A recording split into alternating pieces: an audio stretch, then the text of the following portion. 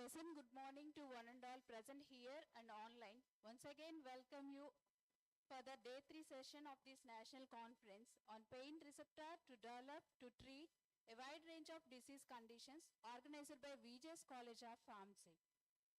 I would like to extend a warm welcome to all the dignitaries, eminent speakers, and delegates gathered here and online. Your presence makes this event more special. I'm grateful to have each and every one of you here, sir. And today, two scientific sessions are going on. One is on the topic of cellular mechanism of neuropathic and its pain management, given by Dr. S. Tripathi, sir. And other scientific session is there on the topic of novel therapy for pain management, given by Dr. Lakshman Rao, sir. Hopefully, these two sessions are helpful to extend our knowledge and enhance our knowledge and update our knowledge also. I invite Mr. P.V. Kishore, sir, Associate Professor of VJ's College of Pharmacy, to give brief introduction about Dr. S. Tripathi, sir.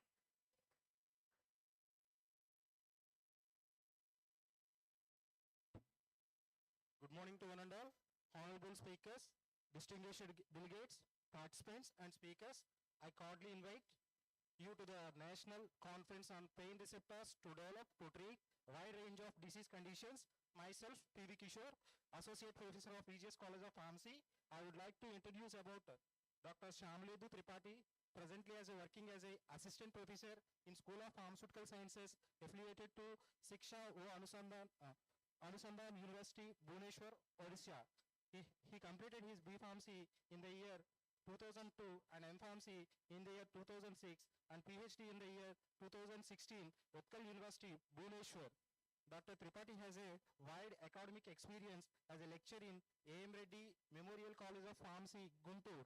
He worked as an assistant professor in pharmacology at Sri Vasavi Institute of Pharmaceutical Sciences, Tadepalligudem. He also a course coordinator for B Pharmacy batch 2022. He attended many workshops conducted by Birla Institute of Technology and Sciences, presented poster presentations at IPC, Kolkata, IPC Varanasi, IPC Ahmedabad, IPC Manipal and IPC Bangalore. He also participated for national seminars organized by CSIR. He guided 2 PhD students and M.Pharmacy students. He had so many publications in national and international journals. Such a great personality is in your midst. So I would like to share valuable words to us. Sir. I welcome Tripathi, sir, to present his presentation.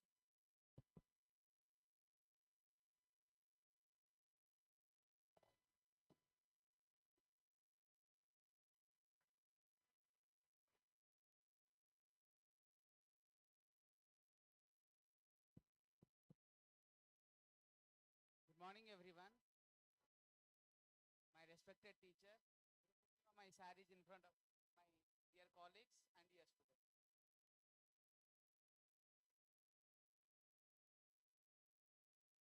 My topic will be today cellular mechanism of neuropathic pain and its management. Okay, so many of you will be knowing about pains. Just we'll go for a brief on the pain. Then we'll move for what is this neuropathic pain, why that is that much concern in current situations, and how to manage it, and whatever the possible mechanisms for managing it. Right?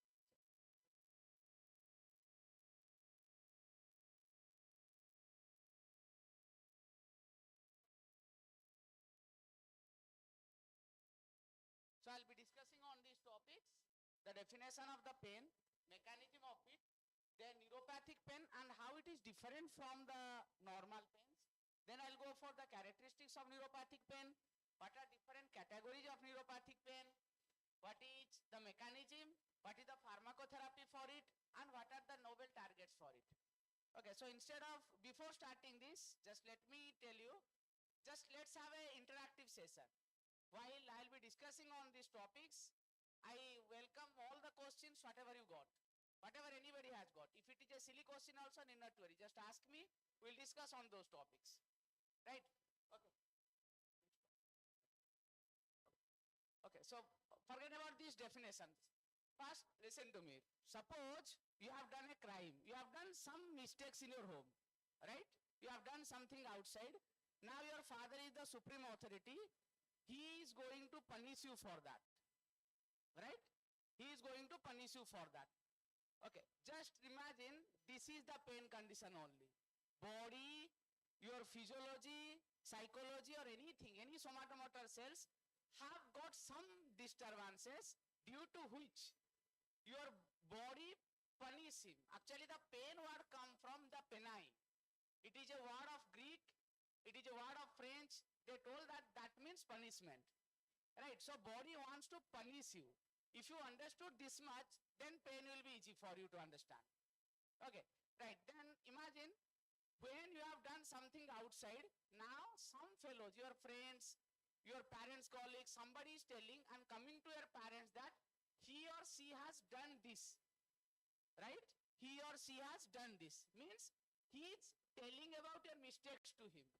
And in between that, your mother is coming and telling your father, no, this is a normal phenomena, just excuse him or her. Understood? These four conditions you understand? You have gone for some mistakes, something has happened, some fellows are telling your parents, your father that, okay, he or she has done this, now you punish him. Your mother is coming and telling that, okay, no, just excuse him or her because this is these things. And based on this, your father is regulating his punishment. You understood these four conditions? Okay, based on these four cardinal things, your pain management and everything will be there. Right? Just keep it in your mind. When I'll go for the next slide, I'll tell you how this thing is related for pain and everything. Okay, right. So according to, no, keep it in that slide. Okay, so according to the Association of Studies of Pain, the definition of pain was first given in 1979. What he told? It is an unpleasant sensory and emotional experience associated with actual or potential tissue damage or described in terms of the damage. When you are describing anything, any unpleasant thing in a particular way, particular format, that is only pain. Okay, so this definition has been modified recently in 20. It told that same unpleasant sensory and emotional experience associated with or resembling that associated with actual or potential tissue damage. It has silent on the term describe because that become a subjective matter, right? Suppose you got a small bit, somewhere you got a minor accident, a small accident, something has happened and you go on telling, oh, my leg is paining, I cannot lift up my leg. Some fellows will work on that. So that part has been omitted. It is told that when it is a tissue damage, then only we can consider that is the pain. Okay, next slide. Next slide. Okay. So this is the basic mechanism of pain.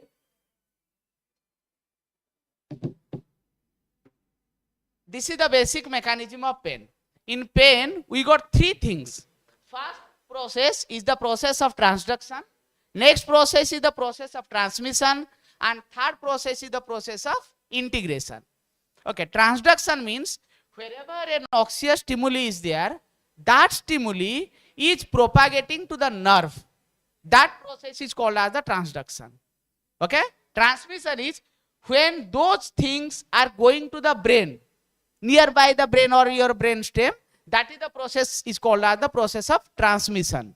And the third process is the process of integration, where your brain is telling that, okay, this is the characteristics of pain. This is a pin pricking pain, this is a throbbing pain, this is a heat pain, this is a pain due to the chemical thing. When your brain is integrating that one, that is called as the last stage. So what happened in the first case, in the transduction case, we got a external nociceptive stimuli. We got first a external nociceptive stimuli. Nociceptive stimuli means we can call it as a noxious stimuli. In other words, we call a stimuli which is beyond your threshold. Threshold means every tissue or every cell has got a capacity to hold or to retain something. Beyond that, if you are getting, suppose temperature, you can handle up to 45, 50, okay. Suppose if the temperature is 60 degrees and somebody will to stay inside that, can you stay? No. Temperature up to 4, ice cream you can eat, right? You can eat by melting that one. holding your eyes for a long time in your mouth. Can you do it? So that is beyond your threshold. Got it? So when any stimuli which is beyond the threshold, let it be due to cold, hot, chemicals, hazardous, mechanical damage or anything, if some stimuli comes to nearby your somatic cells, then your somatic cells go for two things. They go for activation of that or the damage of that. Okay, the peripheral nerve cells, they used to go for activation. Okay, when they activate, what they do? They go for activating a group of receptor. We have called them as nociceptive receptor or pain receptors. They just integrate that, okay, this stimuli is hazardous for our body, so we have to transmit it. We have to go for some protective action against it. When they are doing this, some things are there, those are stimulating them. They are nothing but your inflammatory mediators. Your inflammatory mediators stimulate them. I told you, you got some of your friends or they will tell your parents that he or she has done this. Those are the inflammatory mediators only. They just go on increasing the intensity of that. The basic aim is, if we are increasing the intensity, then your tissue will be recovered. Our tissue will be protected from that. Okay. When by that time the impulse has came to this nerve ending, see, then it used to go to the brain. This process is called as the process of transmission. Now we got a stimulus. This stimulus will go to the brain. Okay, so while going to the brain, first it will go for a peripheral transmission, then it will go for a central transmission. Peripheral transmission means from the site to this your spinal cord. When it is going, we are calling it the peripheral transmission. So these all sensory nerve, what they do? They go on taking it, and in between taking, they go on amplifying that impulses. How they will amplify? They will amplify by these things or by some nerve lesions or some nerve activations. Right? When this nerve go to the spinal cord, there you know that nerve transmit by the synapse. So here the synapse, these peripheral things will be getting modulated. The synaptic transmission will get modulated, and then it will enter to the dorsal part or the dorsal ganglia, it will enter. Okay, so then it will transfer in the central nervous system. In your spinal cord, the nerve impulse it used to go. Up to which part it will go? It will go up to the brain stem, where another synapse will be again modulating this. This is called as the supraspinal modulation, and this is called as the spinal modulation. Okay, wherever it is going to the brain, we are calling it spinal modulation. When it is going to the brain, inside the brain, then we are calling it as a supraspinal modulation. Then from the supraspinal modulation, this will be your secondary part, you can call. This is the primary first degree neuron. This is second degree neuron. From here, the impulses will go to thalamus and then to cortex. Okay, this cortex will integrate it, and this is this type of pain. Okay, this is suppose somewhere burning. You are telling the different types of pain. So it will be integrating that. This pain is due to chemical, this pain is due to heat, this pain is due to a tear, this pain is due to bone breaking. All these things will be integrated over in the cortex. Okay, so this part, it is your third degree neurons we call. Primary, secondary, and this is your tertiary neurons. Okay, there is a blessing for God for this. What happened? When the brain is going to the central part, then there is a central descending pathway which is suppressing this. Like imagine when you are coming to college, imagine you are coming to the class, then you met with a small accident, right? Then what will be your next response? Will you come to the college? Pain, I'll not go. I'll go back or I'll take rest, right? Just imagine this when you are going for a movie, or when you are going for your friends all together, you met with a small accident, what will do? Will you drop? No, I'll not go for the movie. What will do? We'll rush to the movie with same pain. Why you are going? Why you are not feeling the pain? Okay, you can call it interest, but in pharmacological term, we call it in your body, that time adrenaline and 5-HT will secrete, which will decrease the perception of pain. That is the work of descending pathway. Understood? That is the work of your descending pathway. So now if you are thinking of modulating pain, Remember these things. When we'll come subsequently to the mechanism, how to target drug for it, all these things will come into picture. Okay, next slide, please. So these things, if we'll just go on explaining in the terms of words, what happened? First, we'll got a stimuli, an oxyostimuli. Then what it will do? It will activate the receptor as we discussed. Then what it will do? It will depolarize the first order neurons. Then where it will be there? It will end up in the brainstem or in the dorsal horn. Suppose the pain of your face, trigeminal neuralgia, or these parts, what they directly go to the brain. So we are calling them also as the primary neurons. So the depolarization first, these first order neurons end in the brainstem, or they will be ending in the dorsal horn. Then what will happen? This electrochemical signaling, open voltage gated calcium channels, which will go for exocytosis. Then this exocytosis will go for releasing glutamate. Then this glutamate will activate the NMDA receptor in the brain. Next slide, please. Then that will cross over in the spinal cord and it will go to the thalamus, where it will go to the synapse with the third order neuron. Then it will connect to the limbic system, cerebral cortex, and you will get the pain. Okay, the meaning of telling you all these steps are, each step we can target for managing the pain. We can target an NMDA receptor, we can target calcium sensing mechanism, we can target descending pathway. Every step we can target, right? Okay. Next we will come for, this is the normal way how pain is there. As my topic is neuropathic pain, I will be focusing mostly on the neuropathic pain only. Neuropathic pain. As the name indicates, neuropathic means neuro has got some pathological things. Means neuron has got some alterations or some problem in the neurons. Then that pain we are calling it as the neuropathic pain. Good. Okay. So what is this? This defined as the pain initiated or caused by a primary lesion or dysfunction in the nervous system. If there is a lesion, there is some accumulation, some granulation, something on the nerve, or else there is a dysfunction in the nerve, means nerve cannot function properly. Then in those two conditions, we are telling it a neuropathic pain. Okay. Then it results from the damage anywhere along with the neuroaxis. Neuroaxis means any part of the neuron, from your primary to your tertiary, any part of the neuron, if it is, you are getting a pain due to that, that is called as the neuropathic pain. It may include peripheral nervous system, spinal or supraspinal nervous system. Anywhere, any part, if the nerve is involved, we are calling it is a neuropathic pain. Next slide. Okay. So how this pain will be characterized? How could you know that it is a neuropathic pain or it is a visceral pain or normal pain? This is the basic difference of that. First what happened? This neuropathic pain, these somatic pain are well localized. Suppose you got an injury here, you will get the pain in your knee. Will you get pain on your chest?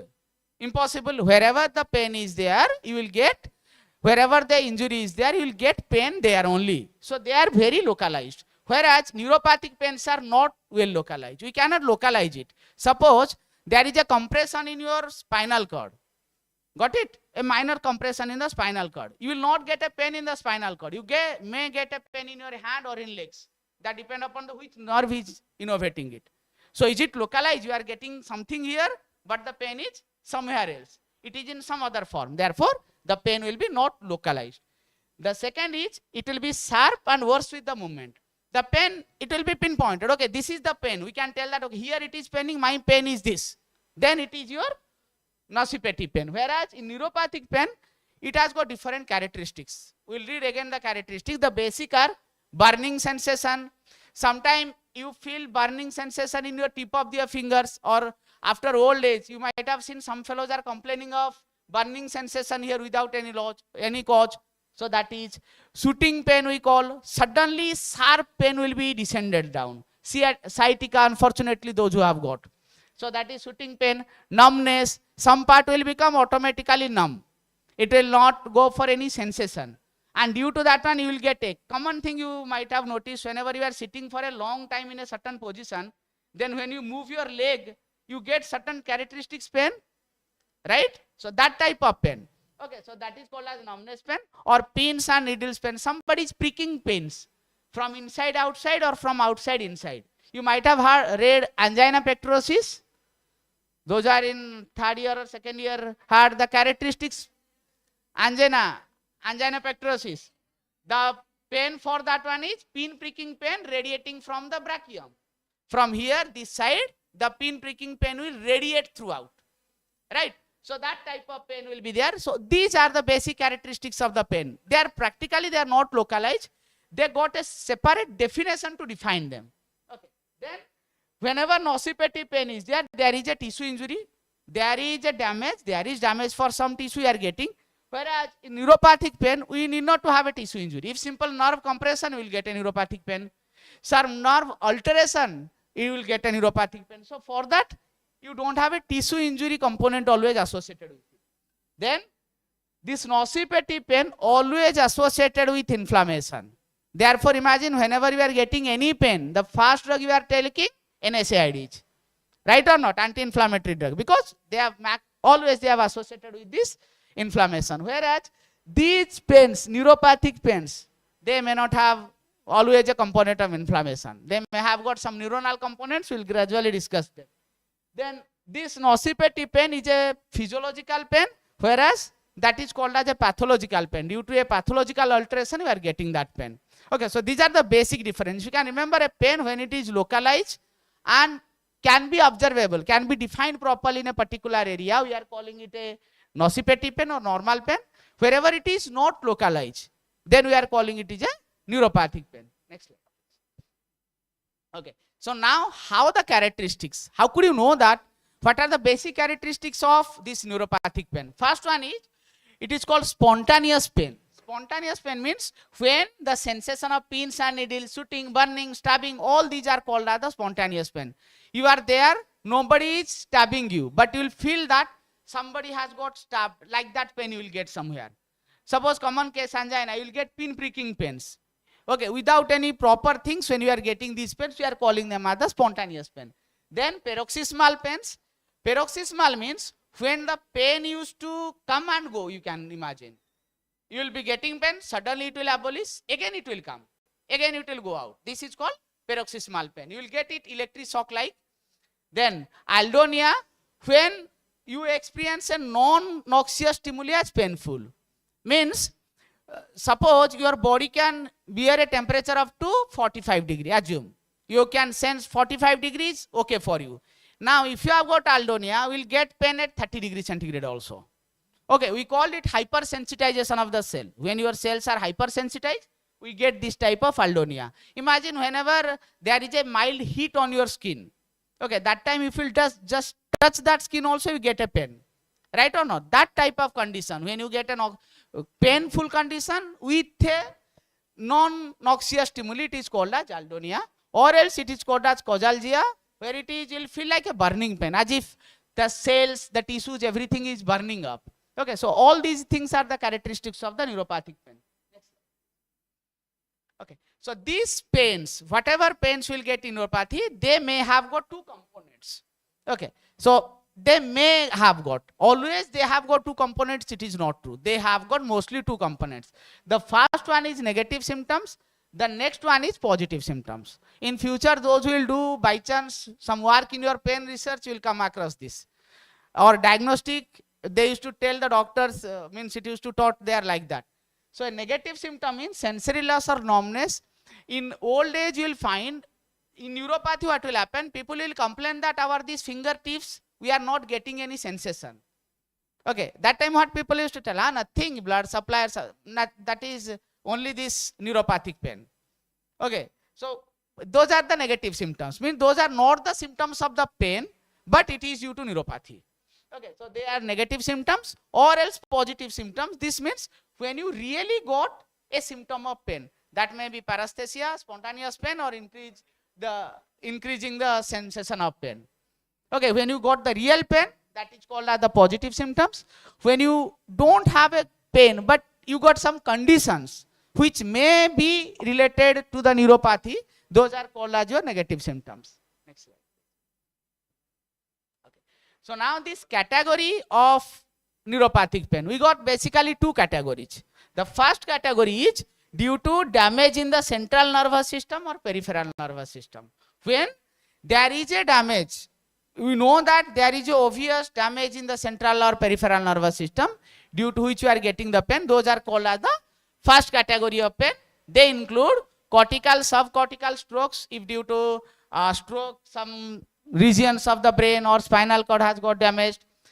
Traumatic spinal cord injury, you got an accident, there is a certain spinal cord injury for that, or spinal dislocation, that one.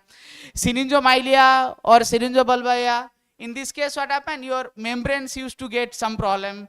Then trigeminal glossopharyngeal neuralgia, trigeminal nerve it is here, the maximum branch, 3 branches are here, so due to that one. Or glossopharyngeal, where it is present, who can tell?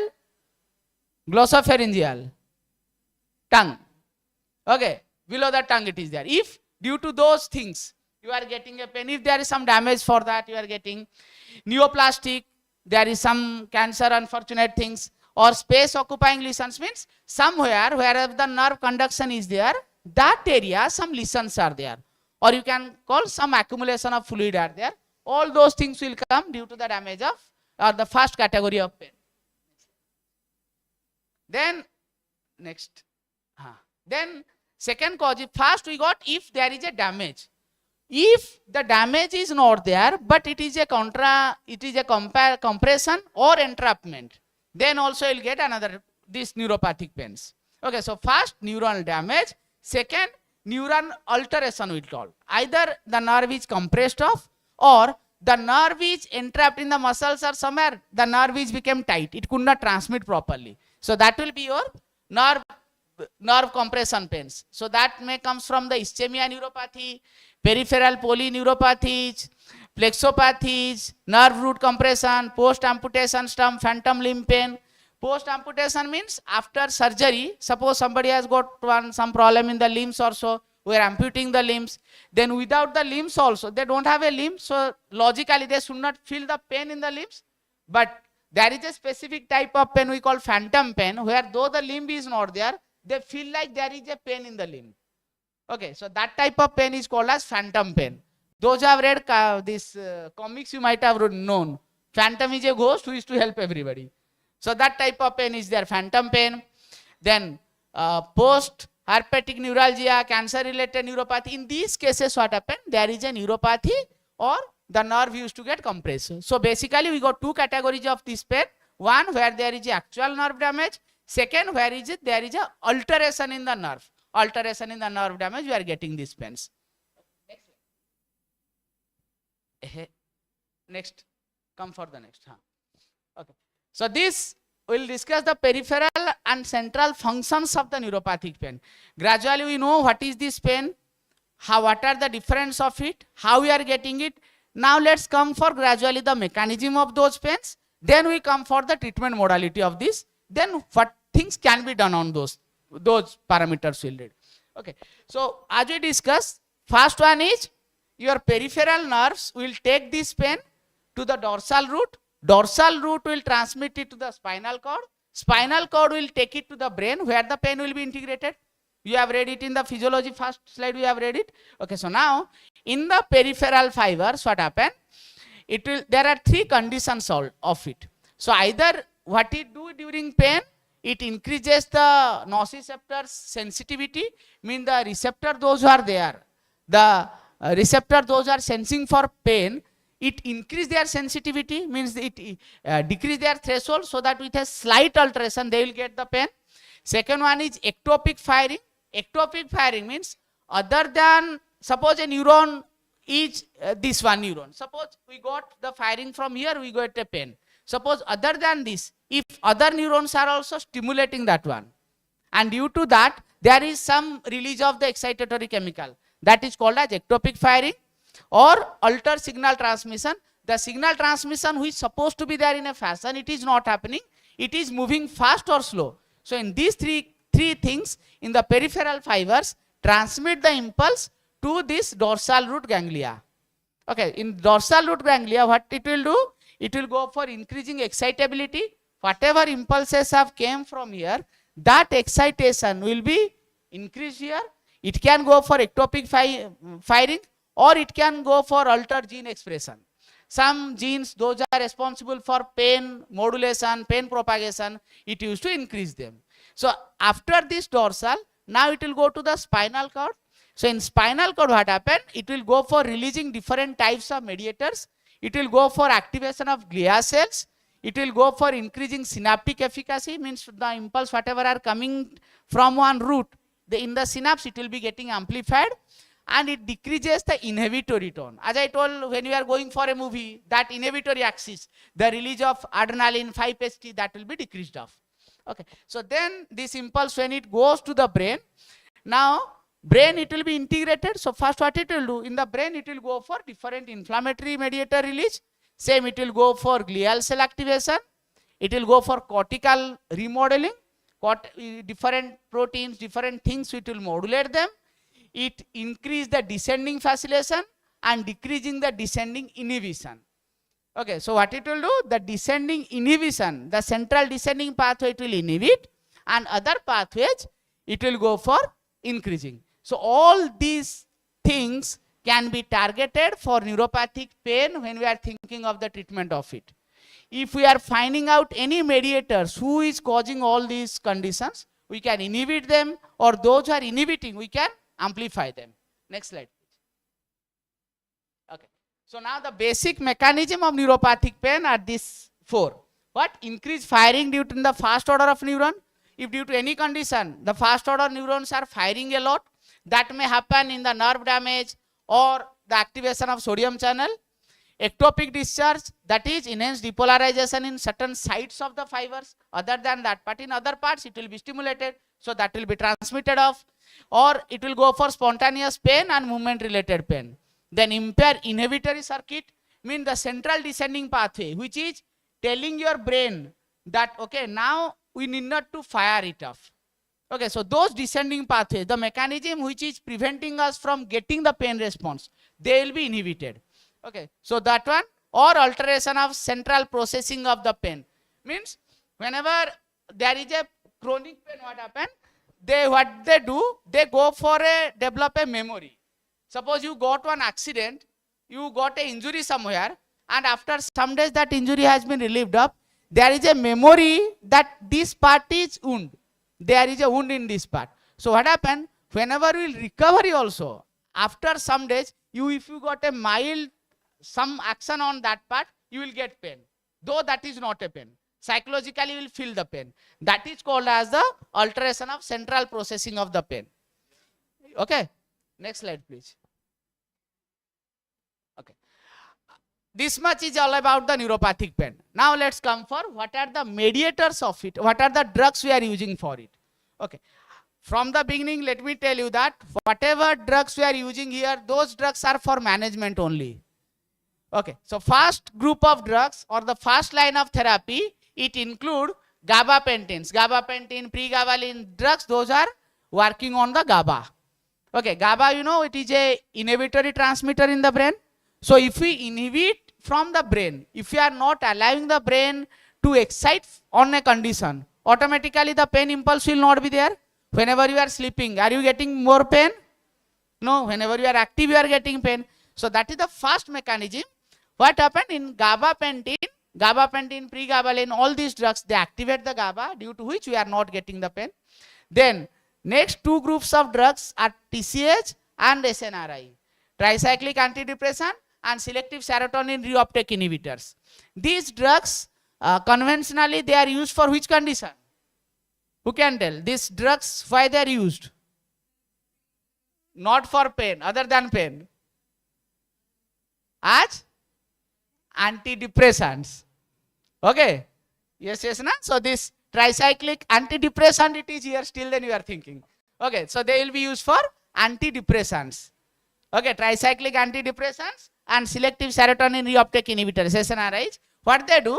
They activate that central descending pathway. They increases the adrenaline and 5-HT concentration in the brain, which activate that central descending pathway. That's why the perception pain is not there. Okay, so these drugs are considered as the first line of drug. In TCA we can use amitriptyline. In SNRI you can duloxetine, venlafaxine. These two drugs are actually well marketed. That's why I kept the name. Then the second line of drug therapy comes. the opioids. Opioids, no, they will be for any type of pain, you can use opioids. Any type of pain, if it is there, you can use opioids. But they have got an adverse effect of respiratory depression and habit forming mechanism. Due to this reason only, we have kept them, or the therapy, we have kept them in the second line of drug. This tramadol, tapentadol, all these drugs are called as the second line of drug. Then the topical treatment, we can go for lidocaine. Which class of drug it is? Good. What it do? It block the sodium channels. Therefore, the impulse which is propagated, it will not be getting propagated. You will not get the response of pain. Okay, so that is lidocaine. Then capsaicin, this molecule, chili. Okay, what it do? It go for synaptic plasticity. There is a receptor called vanilloid receptor. It act on that, and it will be fast stimulating the nerve. Then it will go for a complete depression of those nerves. So that's why this drug has been used as a topical cream. We cannot take it orally. It is used as a topical cream or a site-specific injection. Wherever there is a lesion, in that region we can give a very minute dose of capsaicin. It will go for a nerve block. Okay, then the third line of drug are the strong opioids, oxycodone, morphine. If it is not controlled by this, you have to go for it. Or else you can go for a neurotoxin which is called as botulinum toxin. Botulinum toxin is a toxin of, where it work?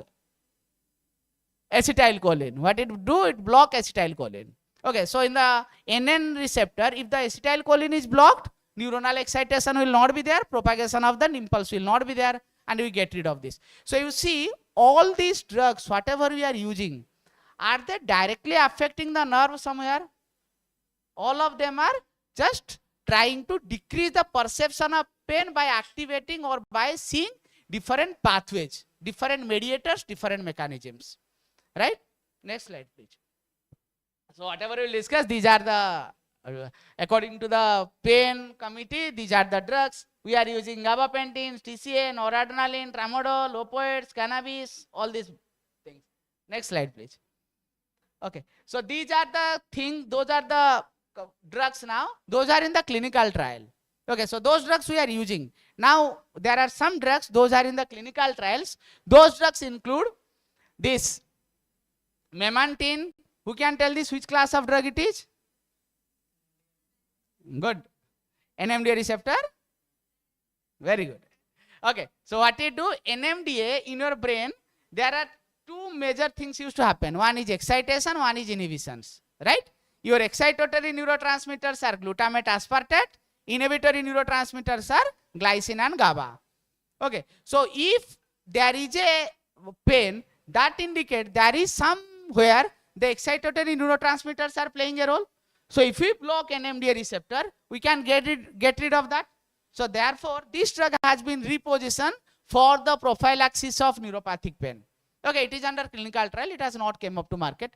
Then another drug is ketamine. Ketamine is a anesthetic drug.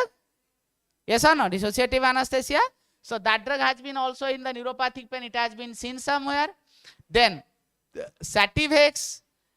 This Sativex, there are many companies which are going for this Sativex. This is your cannabis sativas, cannabinoids. Okay, so this is the derivative of that. That is a wonderful compound which is earlier called as a psychomimetic compound who decreases the perception of pain. Okay, it decreases the MECs, decreases the perception of pain, it decreases the excitations overall, you can tell it off. So those compounds are under the phase 3 trials also. Next slide, please. Okay, so the Sativex, all these things are this. Then this dronabinol, it is there. Cannabis, all these drugs are in the trials.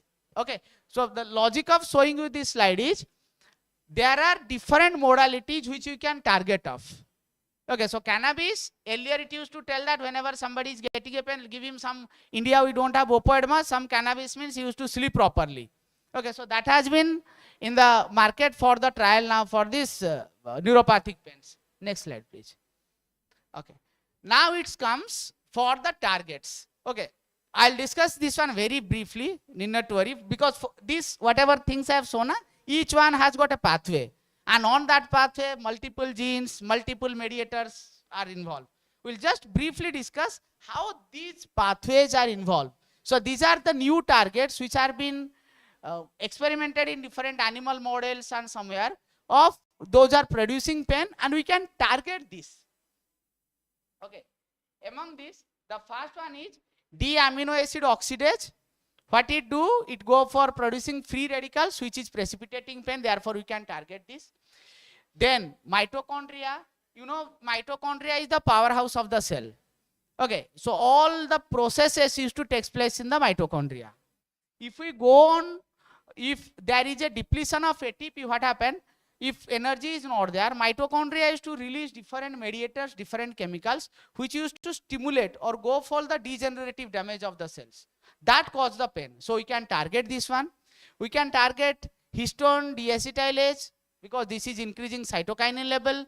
We can target the kinetins. We can target the sigma receptor. We can target the ephedrins. We can target the CDH proteins, which will ultimately go for AMPA receptor activation, and it will go for the pain. Okay, so we can target all these things. So in all, we'll just briefly discuss how it is related for the pain and what you can do on these receptors or these pathways. Next slide. Okay, so the first receptor is sigma receptor. Earlier what happened, people used to consider sigma receptor as an opioid congener, but later in that it has been seen that okay, it has got some opioid potency, but it is a different types of receptor. What it do? It is located in the mitochondria of endoplasmic reticulum, mostly in the heart, liver and immune cells it is there, and nervous system. So what it do? It go for induction of neuropathic pain by decreasing the level of D-serine, glutamate, noradrenaline.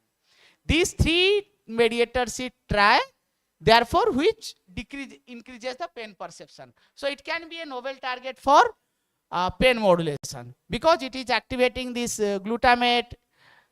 If we are decreasing glutamate, pain perception will decrease. So you can target this receptor for pain. Then ephrins or ephrine receptor tyrosine kinase we can target for it, because it involved in the various developmental aspects. Your whenever some things are increasing in your body, this receptor plays a vital role.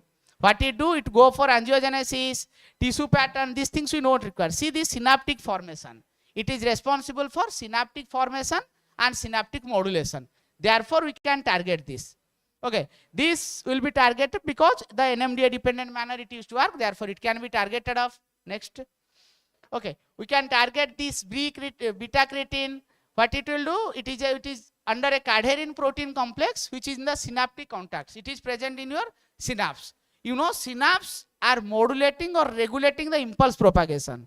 Now, if we target the synapse, if we inhibit the impulse propagation in the synapse, we can go for modulating the pain responses. So that is the work of it. So it is induction of neuropathic pain. What it do? It produce different types of pro-inflammatory cytokinin and brain-derived neuropathic factor from the microglia cell. So if you are inhibiting it, we are decreasing this concentration and pain will be decreased off. Then we can target histone decarboxylase, because it is seen that its inhibitor, histone decarboxylase inhibitors, they decreases the neuropathic pain. What they do? By the glutamate receptor or downregulation of the mu receptor, they used to do it. Next slide, please. Okay, we can target this D-amino acid oxidase. This is mostly present in the brain. This D-amino acid oxidase, it is mostly present in the brain. It is mostly for the D-alanine and D-glutamic acid. These two amino acids used to get oxidized by this. What it do? It go for activation of these astrocytes, which increases the reactive oxygen species, which cause the activation of the neurons and it cause the pain. Okay, so we can target this. Then we can see the mitochondrial dysfunctioning. Actually, mitochondrial dysfunctioning is a phenomena. Mitochondria is releasing numerous type of proteins, numerous type of chemicals. So from them, we can target some. Those are actually involved for the pain. Mostly, what happens? This decreasing the energy production in the mitochondria. What it do? It reduces the sodium potassium ATPase activity. So as this activity reduced, it will go for hyperexcitability of the cell. Okay, so due to this, we can target this mitochondrial dysfunctioning, or else we can target the cerebral sodium potassium ATPase pump, due to which the hyperexcitability of the cells will be inhibited. Next slide, please.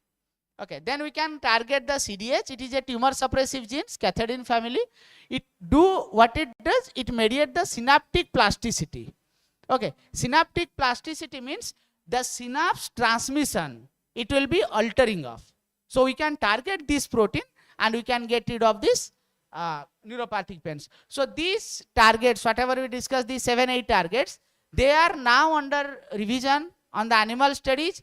People have found that, okay, these targets can be targeted for, these proteins can be targeted for different types of neuropathic pain or to modulate the neuropathic pain.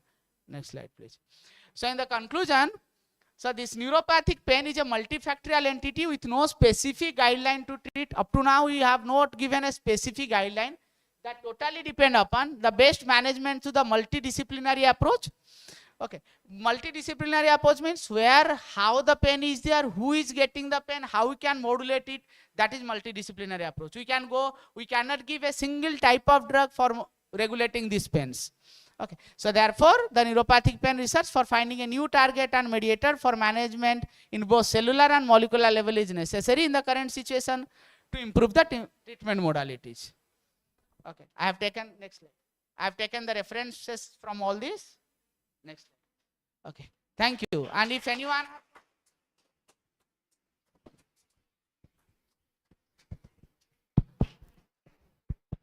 okay, if anyone want to ask anything, you are free to ask. Anything regarding pain, regarding this, not, it may not be specific for neuropathic pain. Regarding this thing, if you want to ask anything, you are free to ask. And don't hesitate. Whatever silly thing comes to your mind also, you can ask me.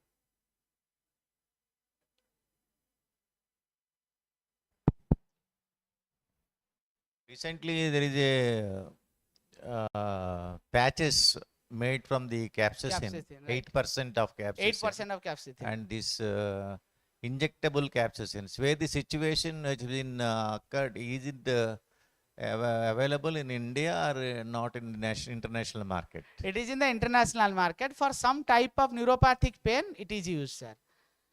Wherever we are localizing that, okay, the pain is due to this nerve ending, what it do, it work on a vanillary receptor which go for numbness. First it will stimulate the nerve endings, then it will suppress it totally. Therefore it is used only in very less concentration as a transdermal thing or as an injection at a specific site. So transdermal patches, yes, will be transdermal patches not available in India. Not now. The concentration, it will be less. Topical application is concerned, what is the minimum maximum concentration can be used? It should not be given more than 10%, sir. More than 10%. It should not be given. It should be given as less as possible where we can. Any other pungent principles like other than capsaicin have been used in the for the making of stimulation in the treatment of pain and other? Is you have any menthol or allicin? These things is there in the market? Which one, sir? The particular activity of capsaicin, which is a pungent principle, it is mixed with the some TRPV1 and receptors. Then it to go to the site of vanillary receptor. That is a new receptor in the nerve peripheral. It has been found out. Not so far authenticated. No other molecules have been targeted for it now. So newly we have mostly in the phase 3 they are targeting for sativas. And something, those are on stimulating part, NMDA receptor, those antagonists we are taking care of. So that. Particularly you're talking about that sativas, that yes, cannabinoids. Normally they are being used in the depression, CNS antidepressant drugs. So how these particular cannabinoids particularly has been identified for this neuropathic pain? Any the chemistry or any pharmacology behind this? No, they actually go for a psychomimetic drugs are there. So what they do, they activate the central descending pathway. They don't go for the pain perception what is there. When it is going to the brain, it is diminishing in the brain. Therefore, we are not feeling the pain for that. Whenever sativas used to be taken, we are not feeling the pain for that. But the major problem is the psychodependent ability of that one. For that one only, it is in the controversy. So it has got very good anti-emetic property. It has got other effect also. But for pain, as it is increasing the central descending pathway neurons and it is increasing the psychomimetic action, the perception of pain is not there in the brain. Though in the peripheral part, you will get the stimulus, but in the brain, it will not be integrated as a pain perception. Okay. And that's the thing, sir. So that's the reason they have been identified for the. Yes, sir. There are around 12 or 13 clinical trials which are going on this. On the phase 3, on the patients it is going on, neuropathic pain. Some cases it has shown very good response beyond the placebo, sir. Okay. So the same drugs like this cannabinoids, other than this, you have some antipsychotic drugs also there, no? That That we are using, sir.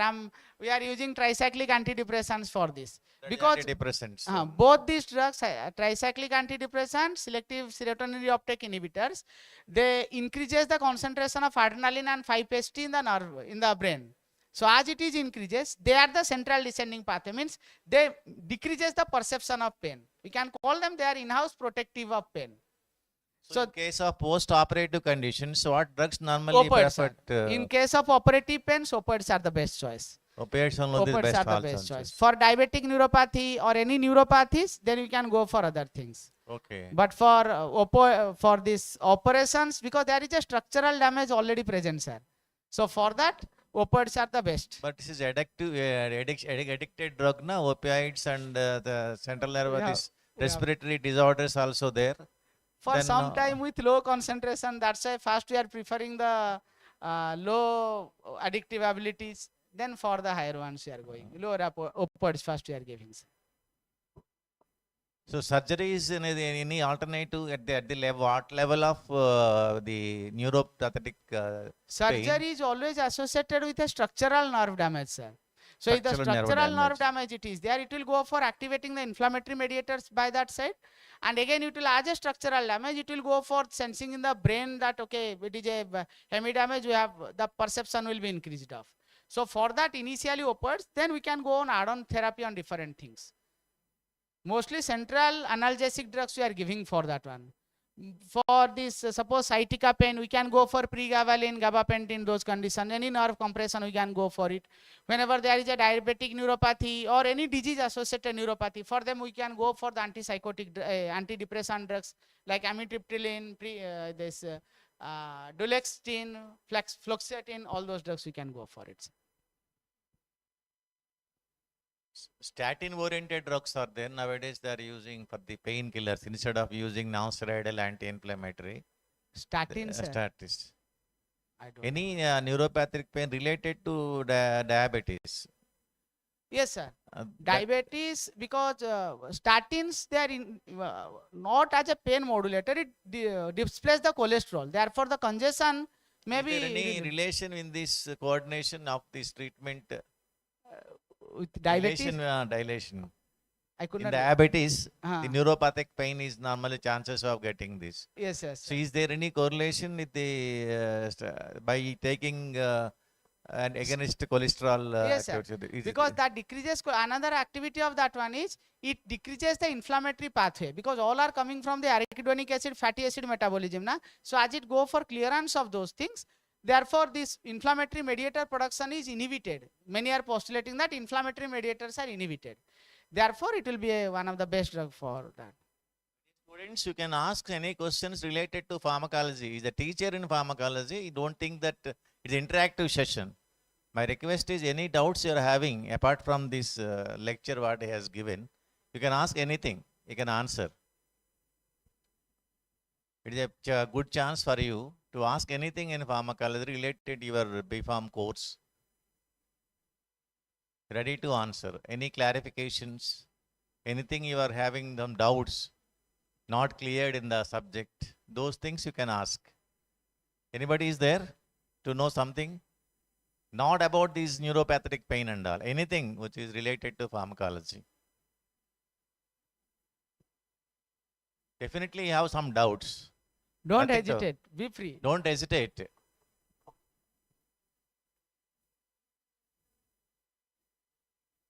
Yes, that girl.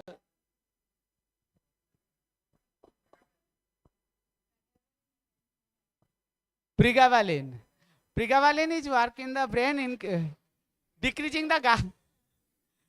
It increases the GABAergic stimulation and it inhibits the breakdown of GABA. GABA decarboxylase enzyme used to break it down, so it used to inhibit that one. So it increases the concentration of GABA and it stimulates the working of GABA in the brain. So GABA is going for a chlorine mediated hyperpolarization. Due to that one, it used to work. It is a centrally, it will inhibit everything. There some girls, yes, that corner, somebody has raised your hand. Yes, please.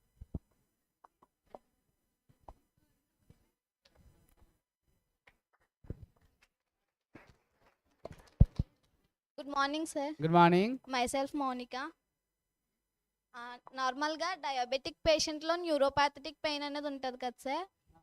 So న్యూరోపాథటిక్ drugs అనేది diabetic patients use చేయొచ్చా?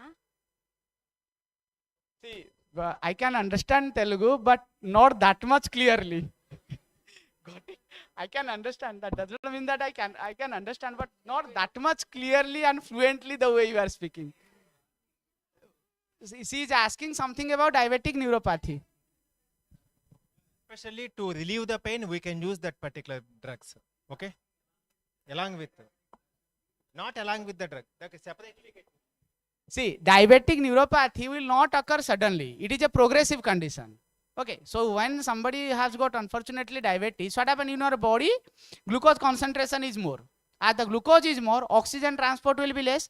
So in the peripheral nervous system, what happens? As they not get sufficient amount of nutrients, they used to go for degeneration, right? So for that, the fast management is controlling the blood sugar level. And if the pain are there, you can use antidepressant drugs. Amitriptyline, nortriptyline, they are actually the first line of drug for diabetic neuropathy. Okay, because it is again diabetic neuropathy, we cannot localize that. In this hand we are getting or this leg we are getting, we can get it at any peripheral part. Got it? So first thing is you have to manage the blood glucose level. And the second thing is we can go for an antidepressant drug because they work based on that.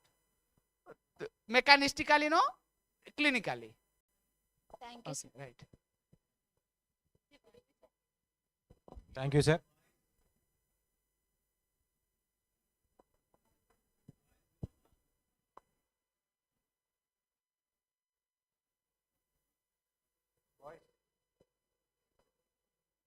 Boys.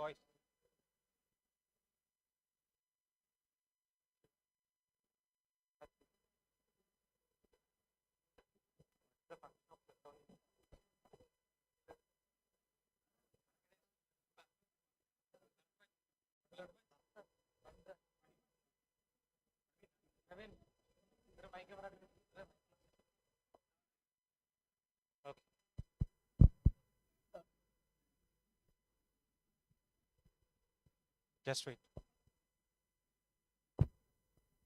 Good morning, sir. Good morning. Myself Nandini. Can you please tell me the mechanism of action of NMDA receptor? NMDA receptor. NMDA receptor is an excitatory receptor. Okay.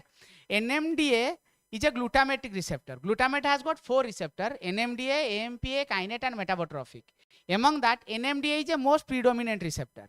What it does, it go for excitation and it go for inflow of sodium and calcium ions, due to which whole brainstem used to get excited.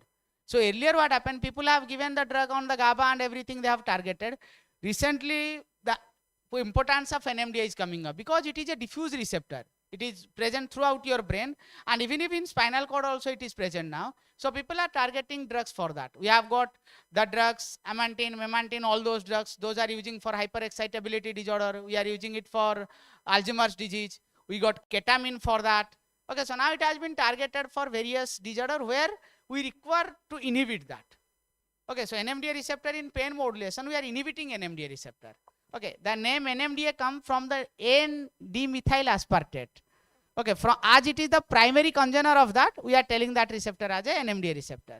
Okay, Right, sir. it is a receptor of glutamic family, ion channel receptor. Thank you, sir. Welcome.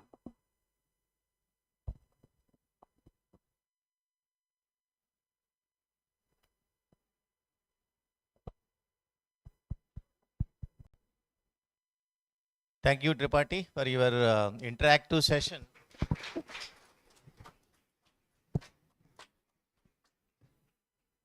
Session regarding the cellular mechanism of neuropathetic and its management. So actually I felt the students are not properly used his knowledge and all. I told you, that's why I encouraged you. But none of you has come down with good questions. I expected you to be there because Is a vast knowledge in pharmacology. He was my teacher colleague while I was the principal at Vasavi. He worked with him for 10 years. So he's no, I know his potentiality in pharmacology. That's why I told. Anyhow, we'll get a chance in future. We'll ask him as a guest speaker for any subjects related to pharmacology and all. We are going to get a PharmD course also. Then definitely we will welcome him regularly. But this is the opportunity where you can ask some doubts which are in third year, those are in third year, and those into second year, second semester also. You can have some pharmacology subjects. You can also learn something from him. Anyhow, this is the period of saying vote of thanks for his interactive session on neuropathic pain and management. He explained about the pains, different pains, category of pains, the category of neuropathic pains, mechanism involved, and novel drug targets in the neuropathic pain. And he explained regarding the future development and those who are under the process of identifying the research which are under process to get the new molecules, and that will be explained in a nice manner. So these these things, and I am very much thankful for this good interaction session by our teacher colleague Dr. Shamilandu Tripathi, and I wish him all the best in the future endowments. Thank you, one and all. Thank you, sir. Thank you.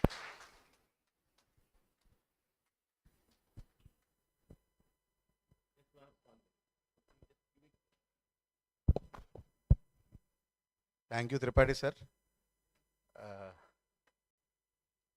She is from Orissa. We should thank Tripathi sir for accepting our invitation.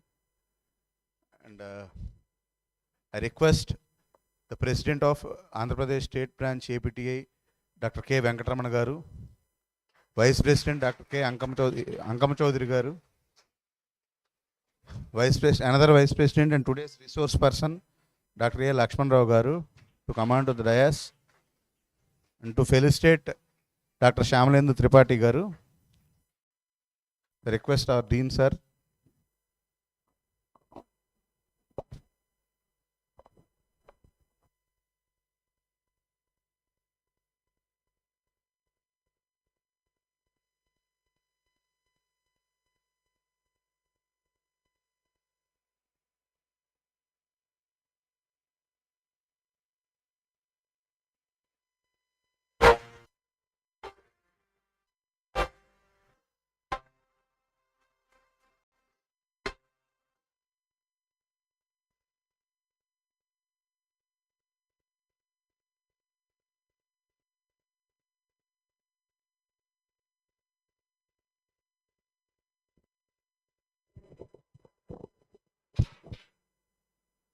Next session in today's schedule is the guest lecture by Dr. A. Lakshman Rao Garu, Vice President APTA Andhra Pradesh State Branch, and the Principal VV Institute of Pharmaceutical Sciences, Godlavalleru. So I request my colleague, Mr. Valluri Maruti Garu, to give the introduction about the guest.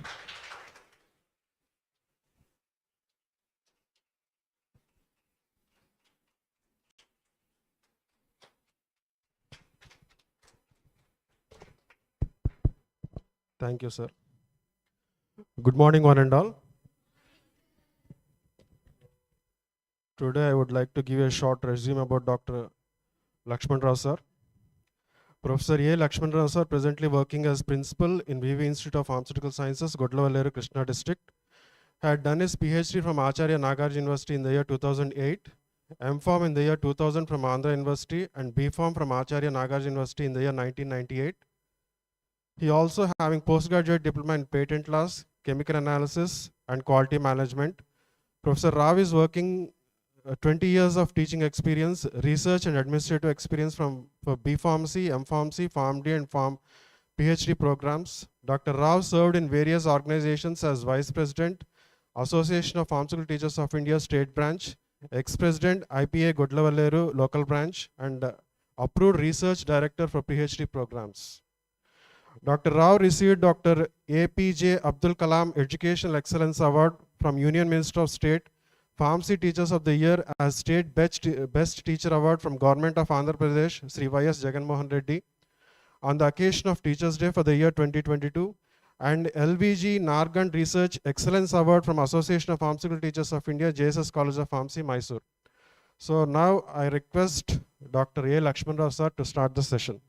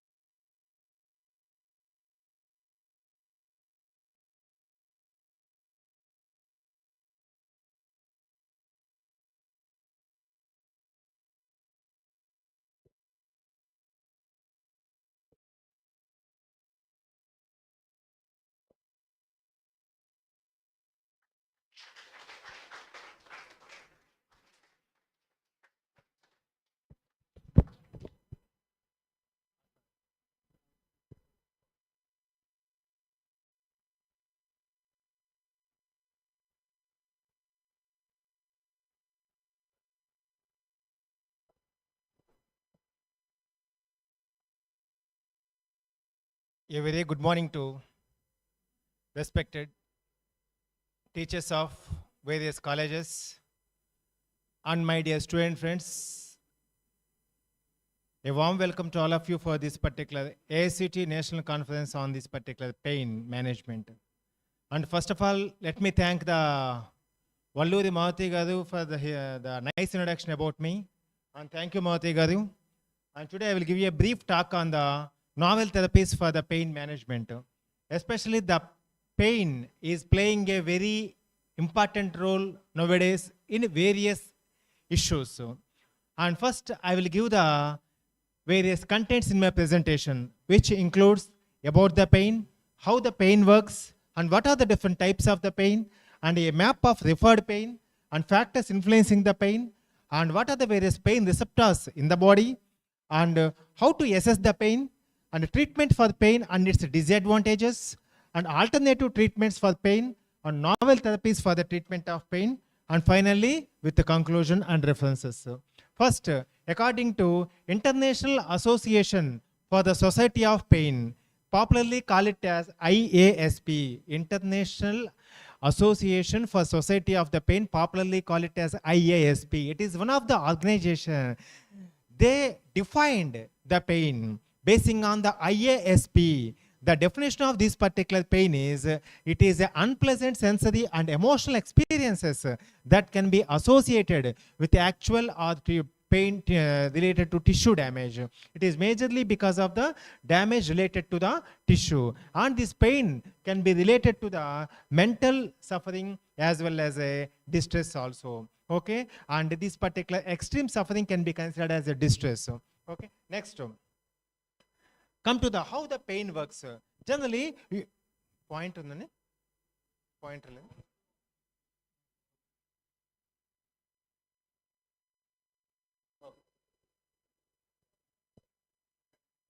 And generally, how the pain will be generated. This pain is considered as a complex physiological process. Suppose if any pain is generated in the body, suppose if we can take the pain generated in this particular location, then the pain can be moved into the body and through the peripheral nerve into the spinal cord. And from the spinal cord, the pain can be entered into the thalamus. It is a major part of this particular brain. Okay, and out here, what is going to happen in this case is, at this particular junction, the pain can be aggravated by different conditions. That is extreme conditions. What are the various extreme conditions is, for example, if we can take the temperature as well as various chemicals as well as pressure, this temperature, pressure as well as the chemicals, all these things will exacerbate this particular pain. And here one more important point in this case is, whenever the pain is generated, that location can be location of that particular pain can be considered as a nociceptors, or popularly it can be called it as a pain receptors. The pain receptors or nociceptor is become same. Next, another important point in this case is, from that particular pain receptors, okay, and here that is here in that particular location, there is a formation of neurotransmitters, a generation of neurotransmitters. These neurotransmitters, what they will do is that will transfer the message, that is chemical transformation of that particular message. How that can be transferred, that particular message is, if any pain is generated, okay, and first it can be moved from this particular nociceptive neuron. These are the various neurons. And here one more point in this case, all these things can be related to the peripheral system, okay, and through the neuron, from the nerve, the pain can be moved to the spinal cord, and from the spinal cord it can be moved to the thalamus.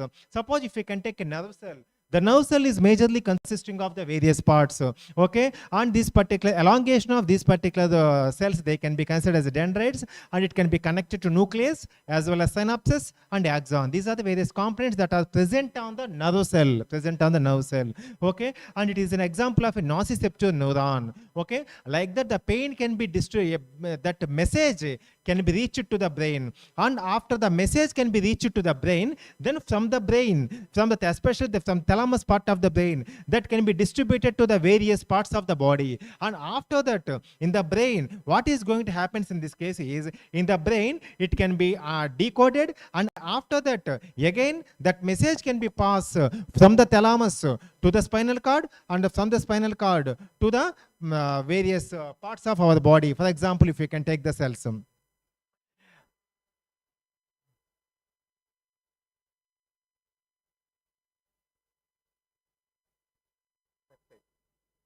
What are the different types of the pain? Here also, the pain can be divided into or classified into different ways. One is based upon the duration, and next one is based upon the location, and third one is based upon the etiology. These are the three different types of the classification. Okay, first one is based upon the duration. Okay, and generally depending upon the duration, the pain can be categorized into two different types. One is considered as acute pain, next one is considered as a chronic pain. The chronic pain is again subdivided into three different types. One is considered as a chronic non-cancer pain. Especially some of the cancer conditions, there is no pain. That can be considered as a chronic non-cancer pain. And second one is considered as a chronic cancer pain. Okay, and so severe pain that can be observed during the patients are suffering with the cancer. And another one is chronic episodic pain. What is the meaning of episodic? Episodic means that is a short duration or particular time period. That is for that particular period only the chronic pain will be existed. They can be considered as a chronic episodic pain. Next one. Then come to first one, acute pain. This acute pain is also having another synonym, that is call it as a physiologic pain. Acute pain is considered as a physiologic pain. Okay, the word acute, it indicates the here we observe the pain severity is in mild state. Okay, and here what is happens in this case is it is acute pain that will last for a very short period of time. And that can be considered as acute pain, and the recovery period is also expected in the acute pain condition. Okay, mainly this acute pain is considered as a protective. Why it can be called it as a protective? Because sometimes if any illness is there in the body, the illness can be expressed in terms of the pain. The illness can be expressed in terms of the pain. Just sometimes I will give you example. Suppose if a person is entering into diabetes, sometimes the person may having a pain on this particular shoulder. Then in that particular condition, the physicians will observe the test the blood glucose levels, especially in there is a fasting condition as well as the postprandial condition. That means if the pain person is having the pain on this particular joint, and if the person is having the diabetes, then we can say that that pain is one of the protective for diabetes mellitus. Like that acute pain is considered as the protective nature, and here the cause is also identifiable. Okay, and the duration is very short. Okay, and here in the case of the acute pain, the tissue damage is also very limited. Here no tissue damage or very limited tissue damage is only observed. Okay, and so it is related to emotional response. And next, here also we can completely solve the majority of the completely solve the acute pain by using the various medications. So we can solve that particular treatment. We can give the maximum treatment for complete avoiding of that particular acute pain, completely treat that particular pain. Okay, and here also, but sometimes the complete pain is always not achievable, but however the pain intensity can be tolerable level as much as possible. Okay, and here one more important correlation in this case is sometimes the pain is not curable in this condition, then that uncured acute pain may goes to the next stage. They can be considered as a chronic pain. They can be called it as a chronic pain. Next slide, please. Next, what is the chronic pain? And here the chronic pain is also having other synonym that is considered as a pathologic. It is the first one is the acute pain is related to the physiologic, and chronic pain is related to the pathologic pain. It is related to the pathologic pain. Okay, here this chronic pain means it is a pain that lasts longer than 6 months. Then that depending upon the duration, if the pain is existing for more time, then they can be considered as a chronic pain. Okay, and that pain may be either constant or recurring. And this type of pain is related to the mild to severe intensity, Okay, and here also it is not always an identifiable cause, but it may leads to the great personal suffering. And various examples of the pain that is related to the chronic includes the arthritic pain, and sometimes headache. Sometimes some of the people will feel lot of pain because of this particular headache. Okay, and peripheral neuropathy. Okay, and the pain that is observed at the neurons, that is related to the peripheral neuropathy. Okay, and here another thing is various associated symptoms of this chronic pain includes fatigue, okay, and insomnia and anorexia. Okay, insomnia means lack of, that is sleeplessness, and anorexia, they refuse to take the food. Is called it as anorexia, and weight loss, hopelessness, and anger. These are some associated symptoms that is related to the chronic pain. Next slide, please. Next, here it is a beautiful diagram how we can differentiate the acute pain as well as a chronic pain. Here, acute pain is considered as a time-bound nature, and chronic pain is considered as it is not a time-bound nature. Then you see the differences between the acute pain as well as chronic pain. There are the 4 differences that are observed between the acute pain as well as the chronic pain. The first one in the acute pain is it lasts for a relatively short period of time. The duration is a very short period of time. In the case of chronic pain, it will last longer than 12 weeks. And acute pain usually responds to something specific. Okay, here for chronic pain, there is no apparent cause is observed. Next, in the case of acute pain, okay, and our body will tell you where is there any wrong in the body. But in the chronic pain, it is majorly caused by the trigger. The pain usually outlasts the original cause. And in the acute pain occurs for a specific amount of time, but a chronic pain is often ongoing, and no specific amount of time it will last. We don't know when it is going to last. Next one, please. Next, second type of the classification based on the location. Here you just observe the various body parts. Okay, these are the various body parts that are present in the body. Okay, and here whenever the red color is there, that red color is considered as a location of this particular pain, this particular plane. And here what is going to happen in this case is, suppose if you can take a pain on the neck and the shoulder and the ankle or spinal cord, okay, or ribs, okay, or hips, okay, or arm, underarms, okay, or wrist, what it may be the location. All these are the pain depending upon the location. Okay, you can also categorize the pain depending upon the location where the pain is become generated. Okay, that may be neck pain, that may be hip pain, okay, that may be rib pain, like that. Depending upon the location, we can categorize the pain. Next one, please. And the third type in this case is depending upon the etiology. You know very well about the etiology. Etiology means what are the major causes. They can be called it as etiology. It may comes in your pharmacology. Okay. And here also come to etiology. The first and foremost, totally, here it can be categorized into 4 different types. Basing on the etiology, the pain is categorized into 4 different types. Okay. And here also the first one is considered as a nociceptive. And second one is considered as a neuropathic, and third one is considered as a radicular, and fourth one is considered as a referred pain. Like that, we are having the 4 different types of the pain that is comes basing on the etiology. Come to first one, nociceptive. Here in the case of the nociceptive pain, how we can explain this nociceptive pain is, already we know that nociception or nociceptive means that it is noxious, or there is a stimuli, that particular the triggered stimuli, that is because of the that will causing the nociception, means pain. Okay, and the related receptors can be considered nociceptive receptors. These nociceptive receptors can also be called as a pain receptors. And then come to this nociceptive, means a pain in response to the actual or potentially harmful stimuli. Because of that particular stimuli, the pain will be generated. Okay, often it can be described as etching. Etching means that is again pain, and that is located in a particular location. That's why the pain is considered localized. The area is become localized. And next one is, it can be aggravated by movement. Okay, if the movement is observed, then immediately we can feel that movement. Then just see the one of the beautiful diagram. Suppose one burner is there. Okay, in the burner we can kept our finger, then immediately we remove this particular hand.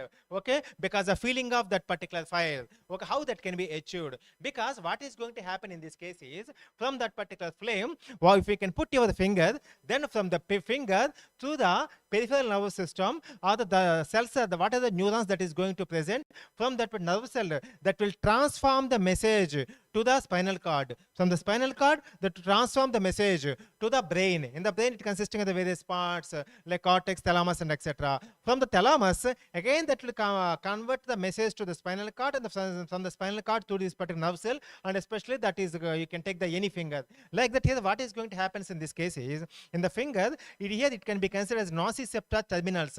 Like that, the pain will be, the message will be transferred to this particular brain. It is considered as a brain. Okay, and basing on that, it will be acting as a peripheral referent, and it can be acting as a second order neuron. Like that, the message that can be transferred from that particular finger to the brain. Like that, we will feel the pain, and automatically we will remove the finger from that particular phase. It can be done automatically in coordination with the brain. Next one.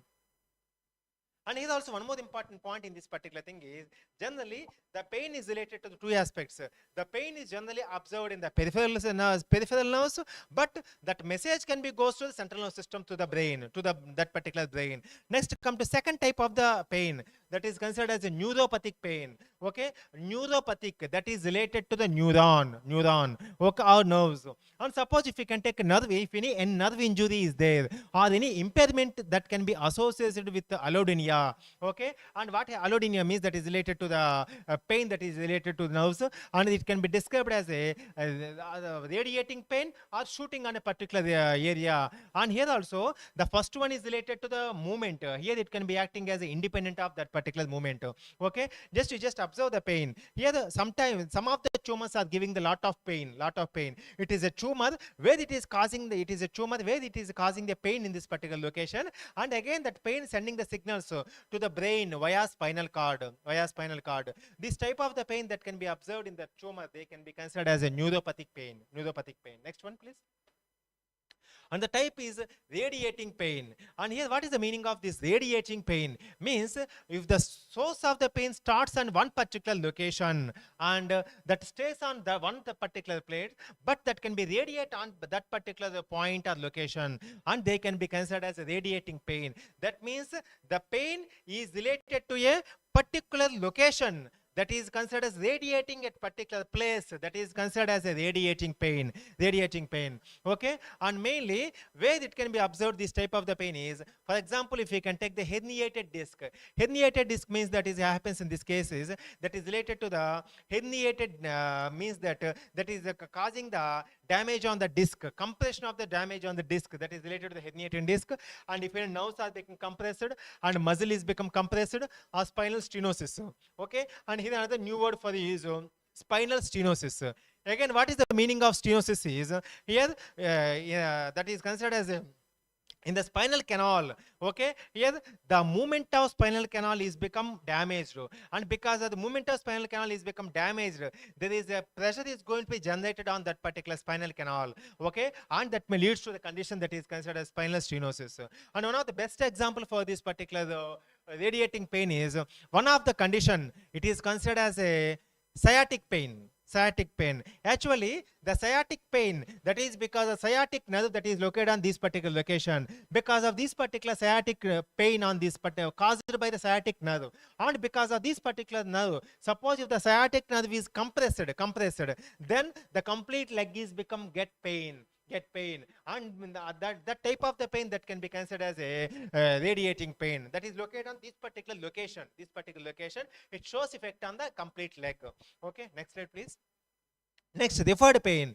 The fourth pain is referred pain. Here, what is important thing in this case is, in the case of referred pain, if a pain is started at one location and that may goes to other location, it's showing its effect as it may goes to other location, they can be considered as a referred pain, okay. And it means simply you can say that the source of the pain starts from one place and it may goes to the another place, that can be call it as a referred pain, okay. For example, if we can take in the referred pain, suppose if we can have any pain on the neck that causes the headache, okay. And second example is if any pain that is wrist and finger pain that may comes from the arms. Just I will tell you a small example regarding this particular neck pain that causes the headache. Suppose if any pain on this particular neck that is causing the headache, the neck pain means that has to get the pain only in neck, but we are getting the pain on the head. How that is going to possible? Here what happens in this case is, whatever the pain that is generated on the neck, here the pain that will transform that particular message or nerve is become connected to this particular brain or hypothalamus. Because of that particular reason, then the headache will be generated. Like that, once the pain is started at neck and the pain is goes to the head. That is the meaning of the pain.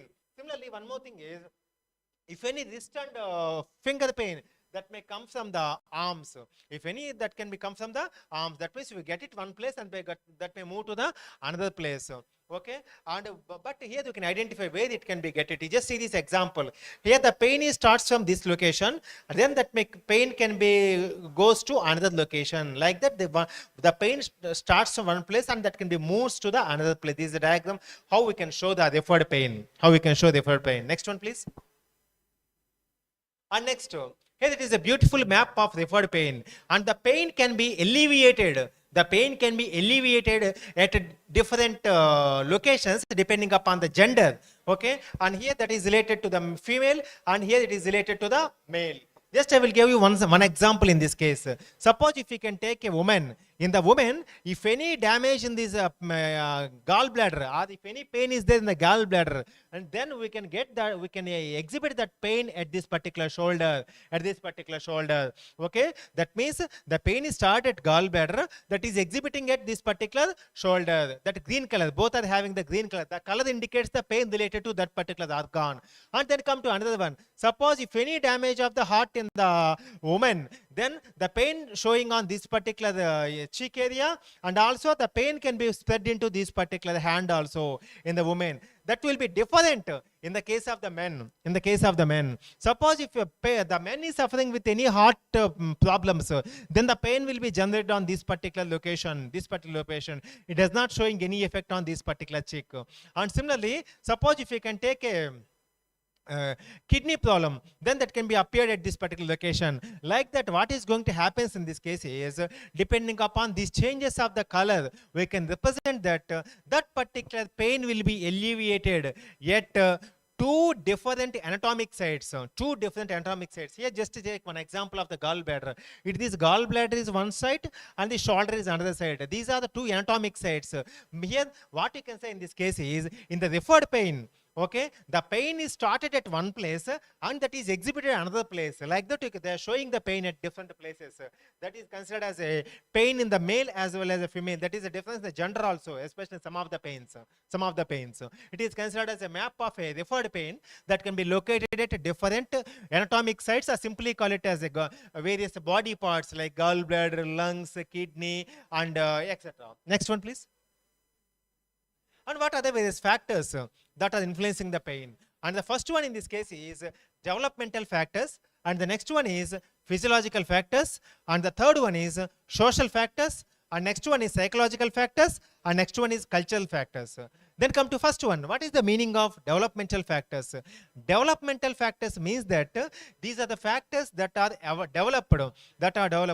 Just here, this can be explained by one beautiful example. Suppose if a person is having previously experienced any pain, then if next time if he get that same pain, then he may having a lot of fear because he is already knows about the severity of that particular pain previously. That's why he is having a lot of fear about that particular pain, because he is already previously experienced that particular pain, because that pain is developed already in that particular person's body. That's why that is considered as a development factor. Next come to physiological factor, and the physiological factor that includes the fatigue and genes, means that is related to the genetic role also playing in this case of this physiological factor. And next one, neurological functioning. These neurons is also playing related to physiological factors. Next come to social factors, various social factors which includes attention and previous experience and family and social support and spiritual factors. Just I will give one small example. In some of the villages or etc., sometimes some people will walk on that particular burned coal. Okay, they will freely walk on that one. And how they will freely walk without getting that particular pain is because of the severity of the spiritual. The person does not feeling that particular pain. That's why some of the spiritual conditions will also affect this particular pain. Next, another thing is psychological factors. The anxiety here, especially how the anxiety will play a major role in this particular pain is, suppose if a person is suffering with the anxiety, then the intensity of the pain will be increased. And just I will tell you a small example, especially in the pre-operative anxiety. Before the operation, the patient is having anxiety, and next to post-operative anxiety. After the operation, the person may feeling that anxiety. Like that, simple logic in this case is the anxiety will exaggerate the pain. That is the meaning of that anxiety, how the anxiety will influence that particular pain. Next, coping style, how to cope up with that particular style of this particular thing, that will also will influence. Next one is cultural factors. The cultural factors is also playing a major role. Next, come to explanation. What about the cultural factors? Just I will tell you a small example. Cultural factors means what about in the childhood, what about in the adults. For example, in the childhood, if a person is playing some games, okay, then if he got any injury, then the injury is not felt by that particular child, okay, not felt by that particular child, okay. And second thing is, if the same child is met with an accident, with a motorbike crash, then he will feel that particular pain. That means in the game, he is not feeling the pain. In the motorbike accident, he is feeling the pain. That means that two conditions have become different. Like that, these are the two cultures. That is the meaning of the cultural factors. How the person will feel. And one more example in this case is, sometimes if you can take the athletes, or if you can take the soldiers, during, especially in the sports, the athletes will get a lot of injuries, okay, but they never feel that particular pain. Similarly, in the war, the soldiers will also having lot of injuries. They never feel that particular pain until unless he is having that thinking, then only he will feel that particular pain. Otherwise, he never feel that particular, that will be considered as a big pain. Next one, please. And what are the important pain receptors? And especially if we can take the pain receptors, okay, and these pain receptors can also be called it as a nociceptors, okay. And where this is located, the pain receptors will spread throughout the body. That will be spread throughout the body, entire body, okay. And next, and especially body where it is become located, and then in the tissues the pain receptors become distributed, okay, and with the exception of the central system, that's why they can be considered as a peripheral, they can be considered as a peripheral, okay. And next, here also, in the case of these pain receptors, it will be responded to the nociceptive or noxious, which is previously covered. Means that it is a stimuli that lead to our perception of the pain. Main the pain is considered perception. Means what we are thinking, what is our perception, how we are feeling, that is related to the pain. Okay. Sometimes we can't observe any pain if something happens in our body. Just I will tell you one small example. Suppose we are going with one motorbike. Immediately we may fall on the road. Immediately we can't get any pain. Immediately we can't get any pain. And after some time we are feeling that particular pain. That is depends upon the correlation between the body as well as the brain. Body as well as the brain. Next. These receptors are vary in the specific stimuli that they respond to, as well as how quickly they transmit the information to the central system. We have already told that in the complete body, in the peripheral system, where they are having the so many nociceptors or pain receptors. If any something happens, then from the nerve cell that may transform the message to the brain via spinal cord, Again, okay, and from that particular brain, that message will be reback from the to the spinal cord, and from the spinal cord that may goes to nerve cell. Like that, the message can be transferred to the central system. Next one, please. And also, you must know what are the different types of pain receptors. The pain receptors are broadly divided into 3 different types depending upon the location. Okay, and what are the important locations where the pain receptors are located? The first one is considered as a skin, and second one is considered as a viscera, and third one is considered as a joints. These are the 3 important locations of the pain receptors. Okay, and the viscera is related to the blood. And come to skin, what is happens in this case is, in the skin we can observe the 5 different pain nociceptors. Nociceptor can also be called it as a pain receptors. Okay, and the first one is mechanotype nociceptor. What is its activity is mainly is causing the mechano related to mechanical stimulation. Next come to second one, chemotype of nociceptor. Mainly, many chemical mediators are released during the tissue damage. If any tissue damage is there, so many chemical neural chemicals that is going to be generated. Some of the examples which includes prostaglandins and histamines we are using, and especially because to overcome this one, to avoid the histamines, we are using the antihistamines. To avoid the prostaglandins, we are using the non-steroidal anti-inflammatory drugs. Another one is dermo, especially it is related to mechanical and dermal stimuli. Next one is the poly model, related to the stimuli of the poly, means related to various types. That's why they can be considered as a poly. And next one is silent, because it is causing silent, it works is going on. Mechanical stimulation, after inflammation has set it, then it will be activated. Like that, these are the 5 different receptors that comes in the skin. And the same receptors will be observed in the viscera also. That is mechano, dermo, chemo, and silent. In the joints, 3 types of nociceptors are there. One is considered as mechano and polymodal and silent. These are the various types of the nociceptors. Totally, we are having the 5 different types of nociceptors, which includes silent, polymodal, dermo, chemo, as well as mechanoreceptors. Located at 3 different organs. One is the skin, next one is viscera, and third one is considered as these particular joints. Next one. And here we will continue the pain receptors. How the pain receptors will be expressed. You just observe this particular thing. Here these are the 4 different types of pain receptors. They can be labeled as A, B, C and D. Okay. And these 4 receptors are having, it is a receptor, it is sensory ganglia, and this can be finally connected to the central system, because the pain is message can be directly goes to CNS. Then again come back to the corresponding cells.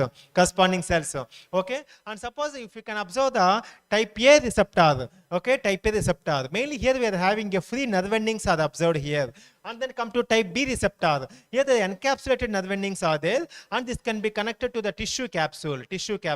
Next to type C pain receptor. It is really having the sensory cell is located. And pain receptor, D type of receptor. It is having a peripheral process. It is present on the cell. Like that A, B, C, D. These are the 4 different types of pain receptors that is located in the body. Next one please. Next, Another important thing is how to assess the pain. Here, depending upon the condition, we cover different types. Sometimes we may get having a snake bite, okay, a mosquito bite. We met with an accident, and because of disease, we may feeling a pain. The condition may be various, but we are feeling a pain. Depending upon our feeling of a pain, that's where the pain is related to our feeling, individual feeling. That's where the pain intensity is also varies from person to person. Some persons they can't get any feeling of the pain. Some persons immediately they will immediately give the response to that particular pain. Okay, and the assessment of the pain is also important because the pain can be assessed by using the different protocols that includes the as per the alphabetics. You can observe this particular P, Q, R, S, T. As per the first letters P, Q, R, S, T. Then come to first thing is P. The P starts with the precipitating. That precipitating means that alleviating the pain. Precipitating factors means alleviating pain factors. And what it includes in this case is, in this case, precipitating means that you must know what are the major causes of the pain. You must know what are the major causes of the pain. Next, you must know what aggravates that particular pain. Okay, and as the person has took any medication or any treatment which has to be worked in the past, all these things that may be related to the precipitating. Next, come to Q. Q indicates the quality of the pain. Okay, and before giving the treatment, you must know what is the feeling of that particular patient, whether the pain can be expressed by using different words.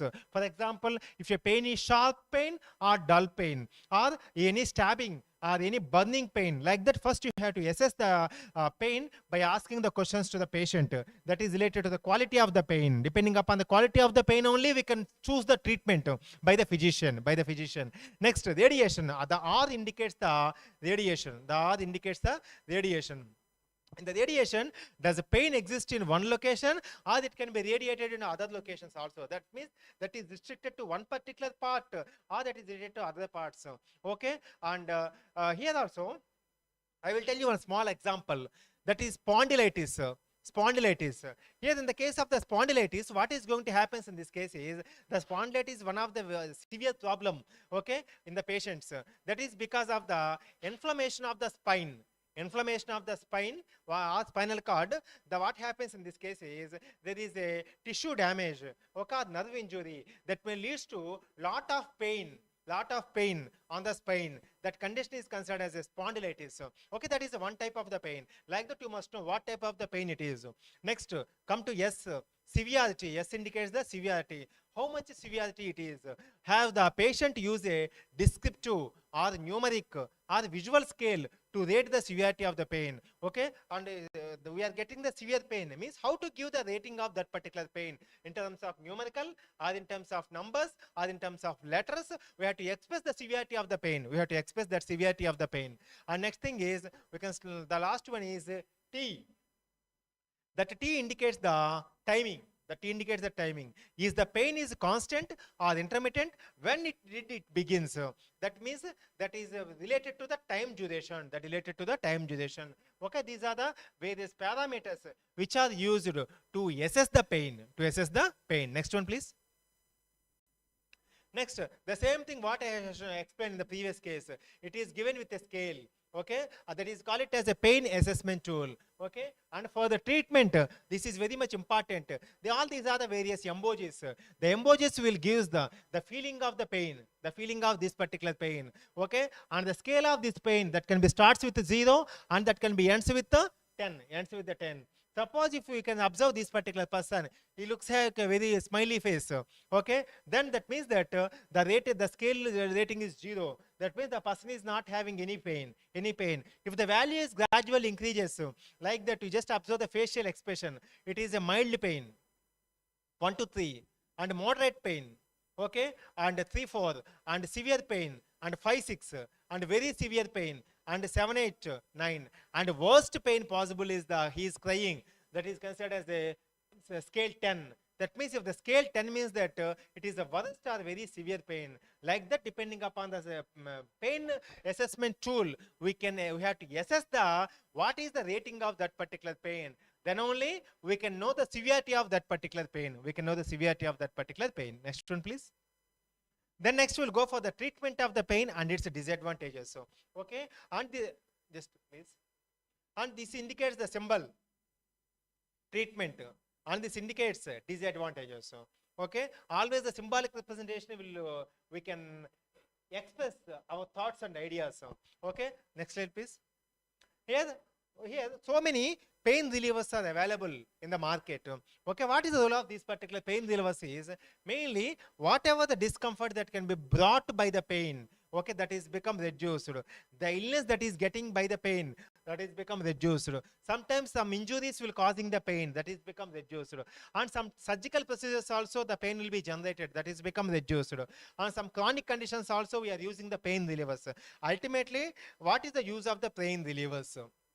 The purpose of this pain relievers is simply it will reduce the pain or it will relieve the pain. It will relieve the pain. But the condition of medication is majorly depends upon the type of the situation. Okay. And here what are the different pain relievers? Majorly we can observe two types of the pain relievers are there. One is OTC drugs. OTC drugs means over the counter drugs. That means directly we can go to pharmacy and we can purchase the medicine and we can use it. They can be call it as a OTC drugs. Okay, here these medications are majorly available in all the pharmacy stores. And any adult can buy and they can use it. They can be considered as a OTC drugs. Okay, and second type is considered prescription. Automatically the first type OTC drugs can be considered as a non-prescription drugs. Non-prescription drugs, that means no prescription is required, directly we can go and purchase, that can be considered as a OTC drugs. Then come to second one, that is considered as prescription drugs. What is the meaning of prescription drugs? And the meaning of this prescription drugs means that these medications are available only with the prescription that is given by the physician. Okay, these drugs can be sold under the supervision of medical physician. And here but these drugs are available only with the with the use of prescription from the healthcare provider. Okay, and here also prescription painkillers provide a stronger pain relief. Okay, main especially for the chronic pain we are using the prescription drugs. Based on that also we can correlate. Suppose on what condition we will use the OTC drugs. OTC drugs are majorly used to relieve the mild pain.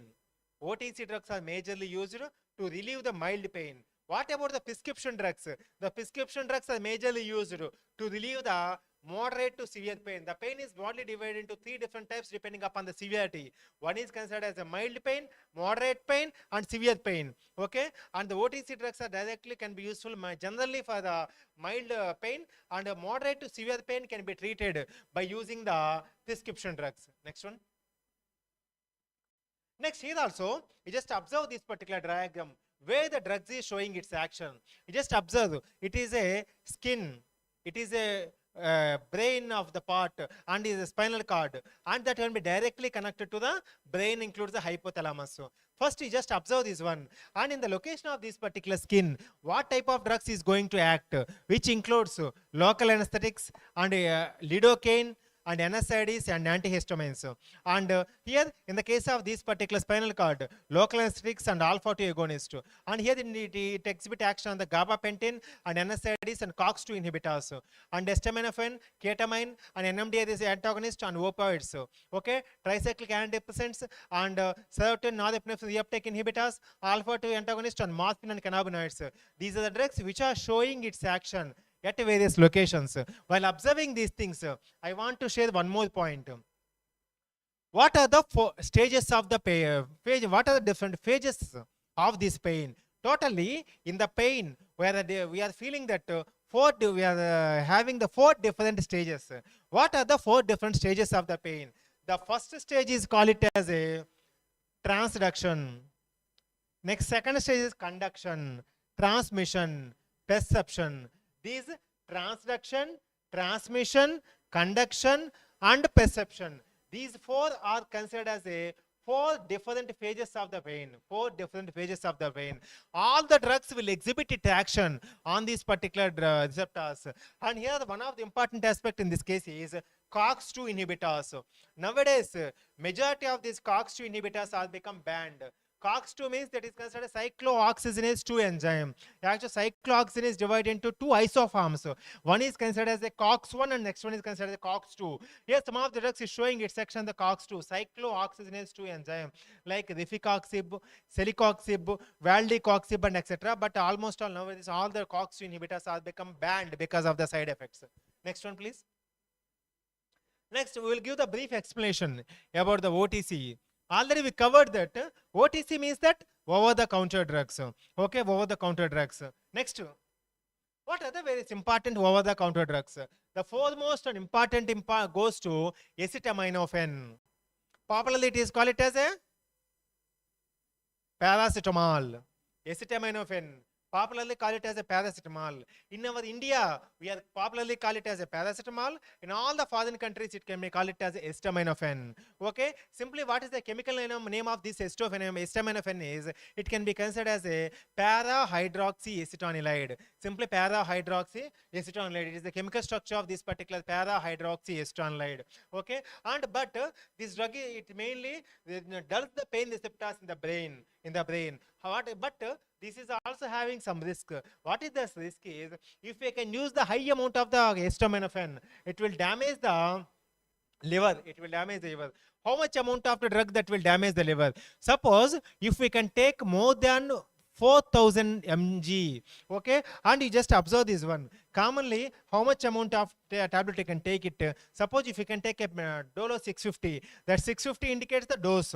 Suppose if you can take a daily 2 times is preferable, 1300 mg, or maximum of 3 times, maximum of 2000 milligrams per day. If you can take more than 3000, that is 3000 mg or 4000 mg per day, then for a long period of time, then that may leads to damage of liver. Okay. Another important precaution in this case is, okay, and if the drug is combined with alcohol, then the liver damage is become increased. The severity of the liver damage is going to be increased. That is one of the precautions regarding usage of the acetaminophen. Next one, please. And here, next we will see another important class of drugs, that is non-steroidal anti-inflammatory drugs. Here, if we can take non-steroidal anti-inflammatory drugs, what they will do is, it will lower the production of prostaglandins. And what are these things is, what are the prostaglandins? These are the hormone-like chemicals.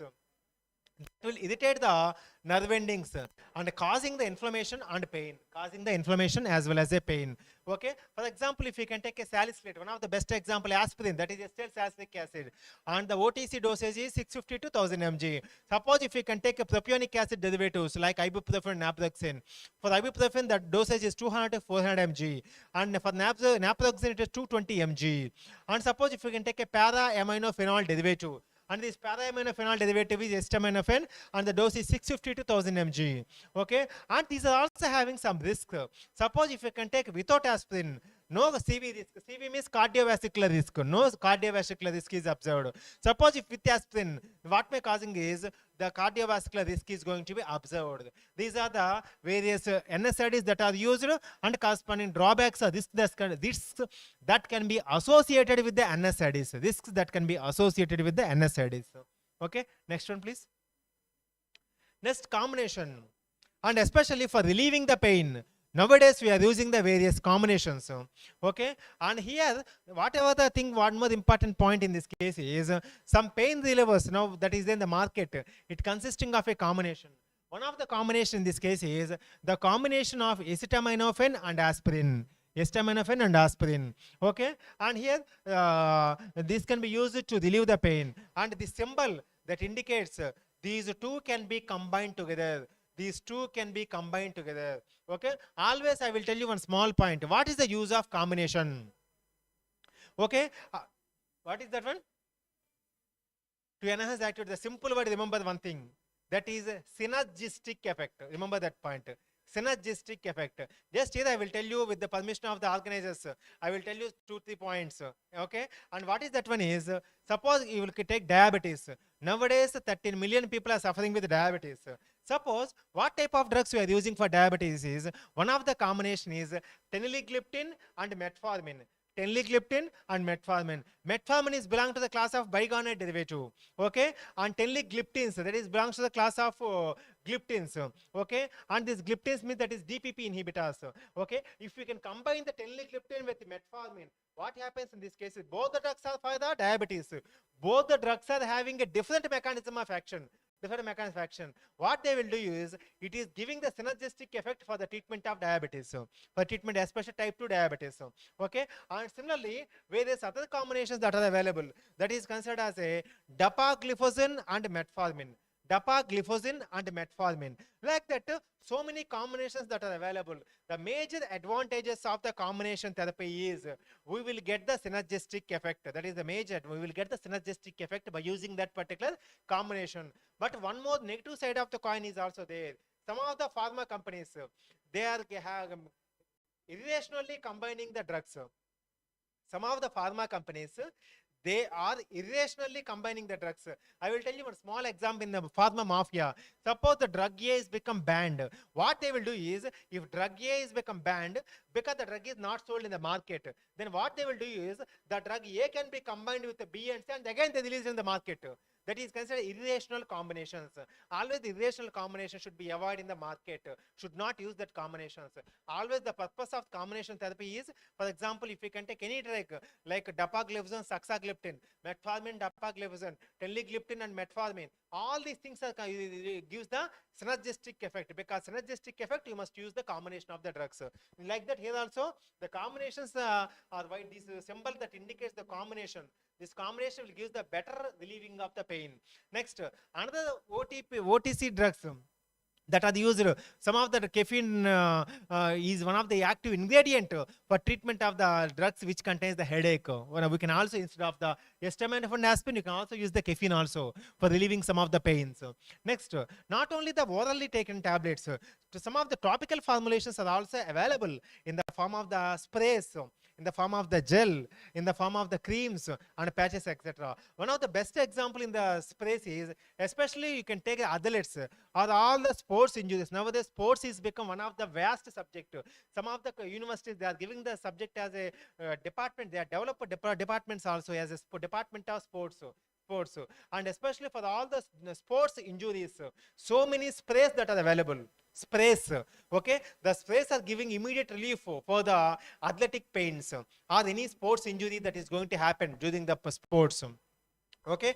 And topical medicines block the pain receptors in the brain, okay. And what type of drugs which may contain, it includes that is aspirin and lidocaine and capsaicin pepper and other medications that are used, okay. And some of these particular treatments makes the skin warmer or as well as a cooler. Both these are two different types, warm as well as the cool, that I will tell you at the end of the treatment part. Next one, please. Next, what are the important prescription drugs for the that is relieving of this particular pain? Next one. And first, one of the important categories, antidepressants. Antidepressants means these are the agents which are used against the depression, that can be considered as an antidepressant, okay. And mainly these drugs are majorly works on the neurotransmitters, various neurotransmitters that are present in the brain, okay. And here also, when we are using these drugs these drugs are majorly used to relieve the chronic pain. Especially suppose some people, they feel the migraine headache, that is, it gives a lot of inconvenience and pain in the head, that is related to the migraine headache. And for that, they are using the antidepressants also, okay. And what type of antidepressants that are used to relieve the pain? One of the best example is the tricyclics. These tricyclics can also be called it as a tricyclic antidepressants. They can be simply called it as a TCA, tricyclic antidepressants. That is the one category. And second category is called it as a SNRIs. That is a serotonin, norepinephrine, reuptake inhibitor. These are the two classes of the drugs. One is tricyclic antidepressants and second one is serotonin, norepinephrine reuptake inhibitors. Why? Because in the antidepressants, so many drugs are available, but we are using selectively for the treatment of, for reducing the pain. Especially what type of tricyclic depressants that are useful to reduce the pain?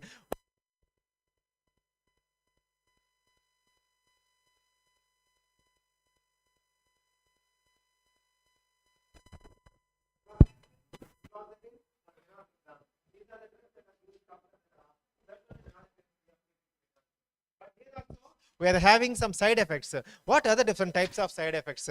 Anorexia, asthenia, constipation, and dizziness, dry mouth, ejaculatory difficulties, headache, insomnia, nausea, nervousness, and sweating. These are some of the side effects of the drugs that is antidepressants. Next one, please. And anti-seizure medications. Seizure, of course, related terms, seizures as well as convulsions. Okay, anti-convulsions or anti-seizure medications. What are these particular use of the drugs? These are the medications for epilepsy, and it will interrupt the pain messages to the brain. It will interrupt the pain messages to the brain. These medications can ease the nerve pain and fibromyalgia. If the pain is distributed in the entire body, that is called it as a fibromyalgia. If the pain is distributed throughout the body, that can be called it as a fibromyalgia. Okay, mainly that will reduce the nerve pain and fibromyalgia. What are the various examples that are used as this type anticonvulsant drugs? Is gabapentin, pregabalin, phenytoin, and carbamazepine valproic acid. Among all these drugs, the widely used one is the first two drugs, gabapentin and pregabalin. Next, again, what are the various side effects?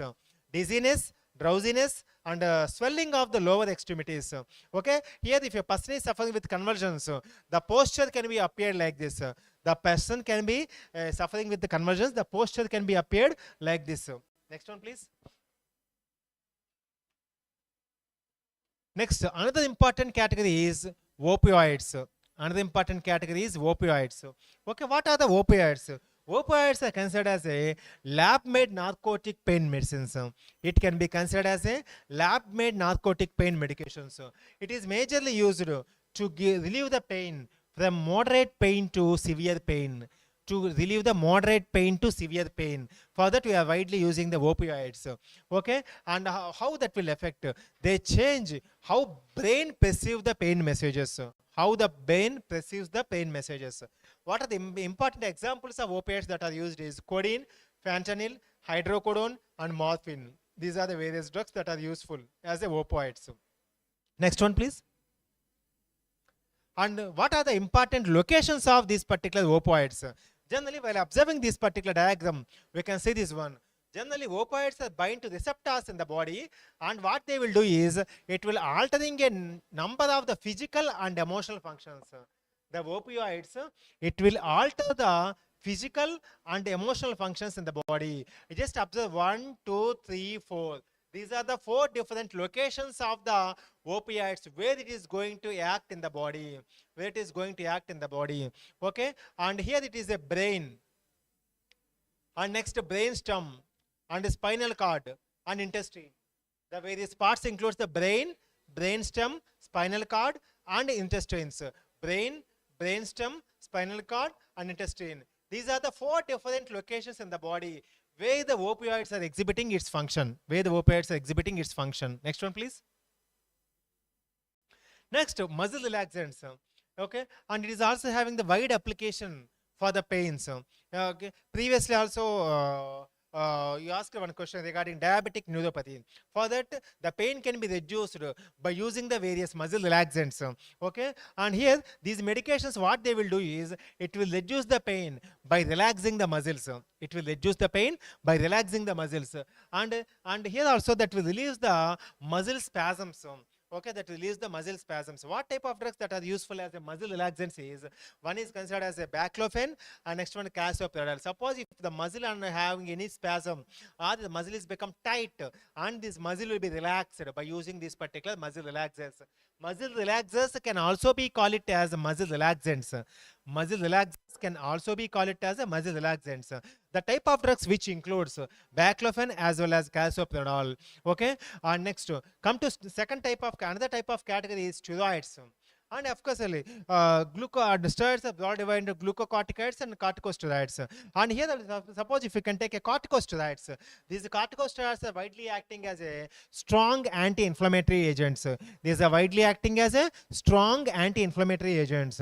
Okay, what they will do is, these steroids that will treat the migraine headache and severe arthritis pain in the joints, arthritis, and back pain. And the examples of the drugs comes under steroids having the anti-inflammatory activities: prednisolone, beclomethasone, and fluticasone, and hydrocortisone, etc. Okay, and here whenever the pain is there, they can inject on that particular location. Like that, the pain can be reduced. The pain can be reduced. Next one.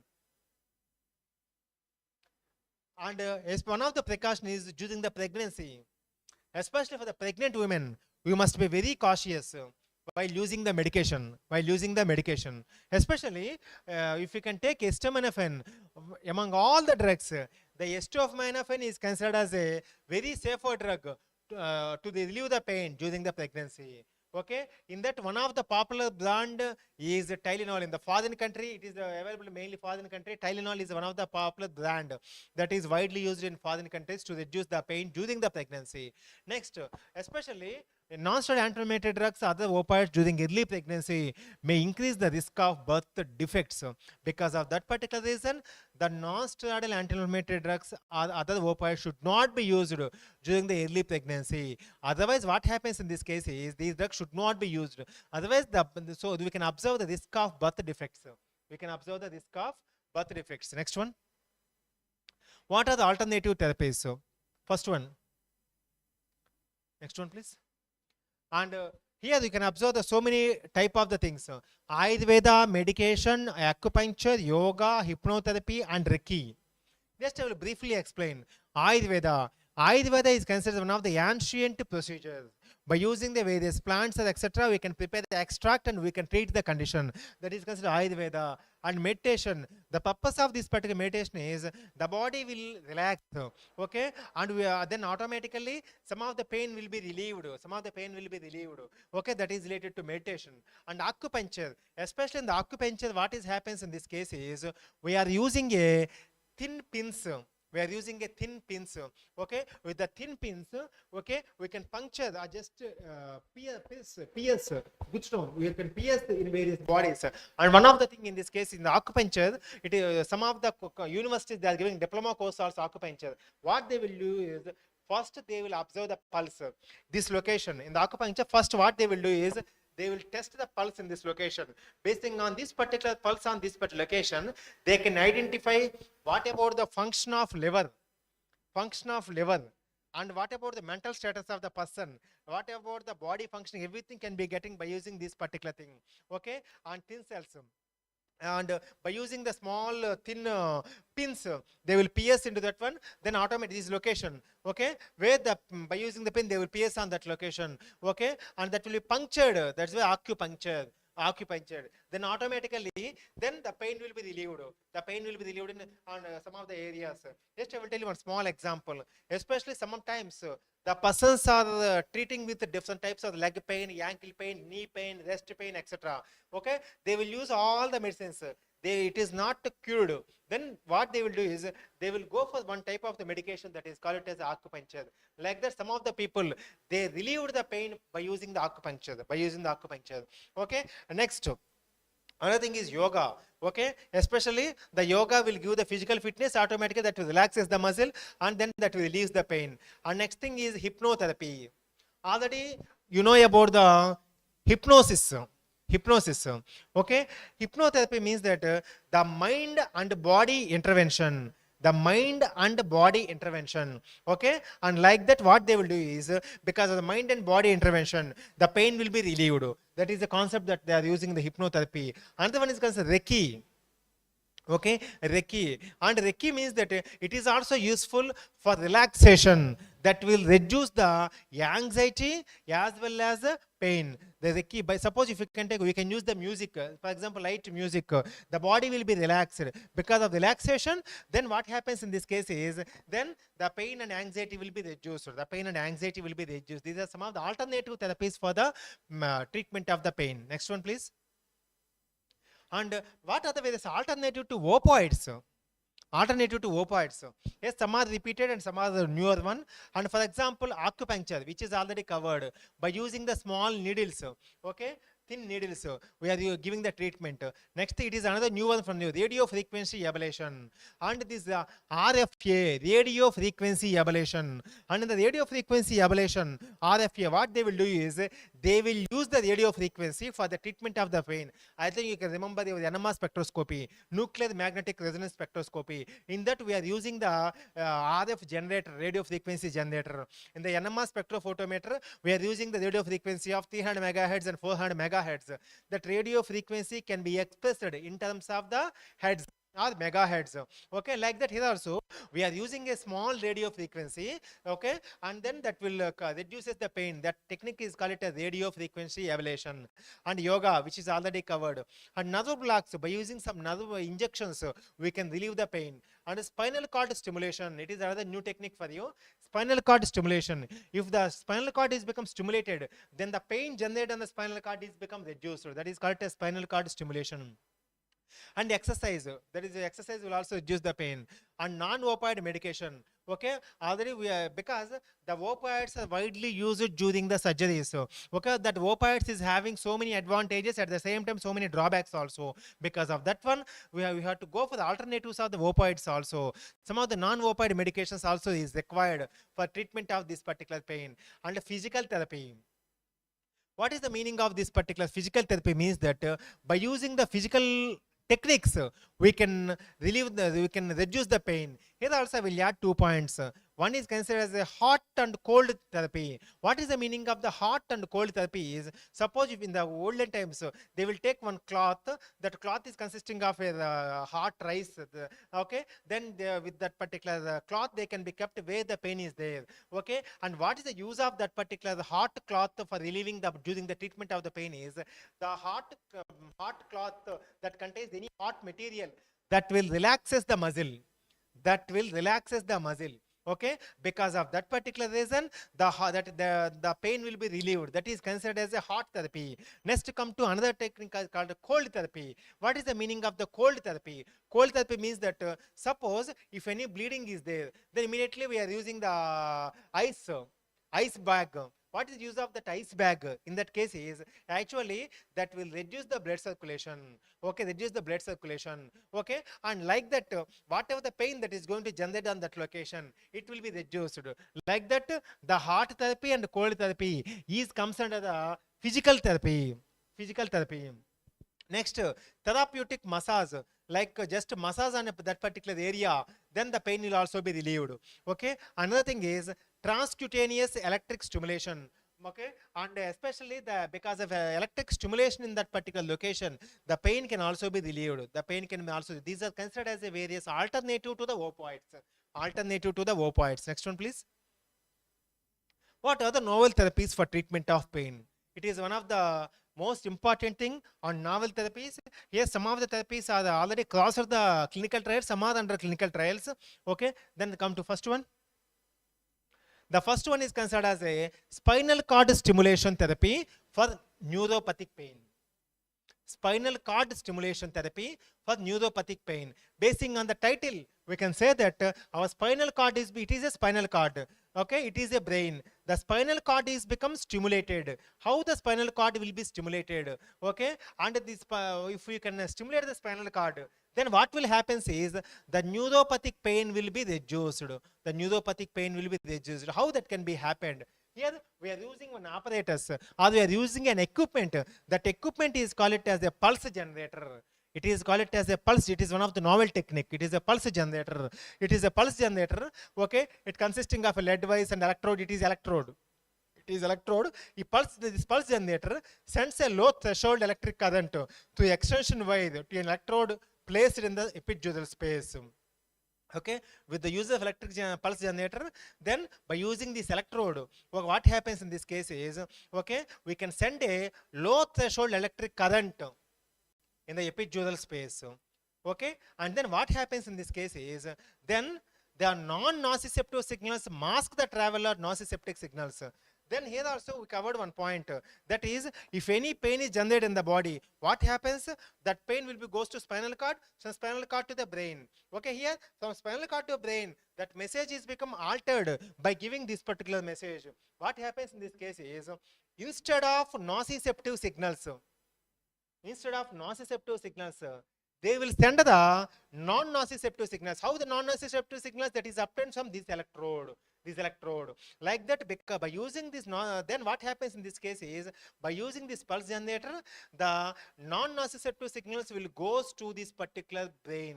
Here also you see the difference. Non-nociceptive signals can be expressed in terms of the A beta fiber, and nociceptive signals can be expressed in the form of the A delta fiber. Here the A delta fiber is causing the pain.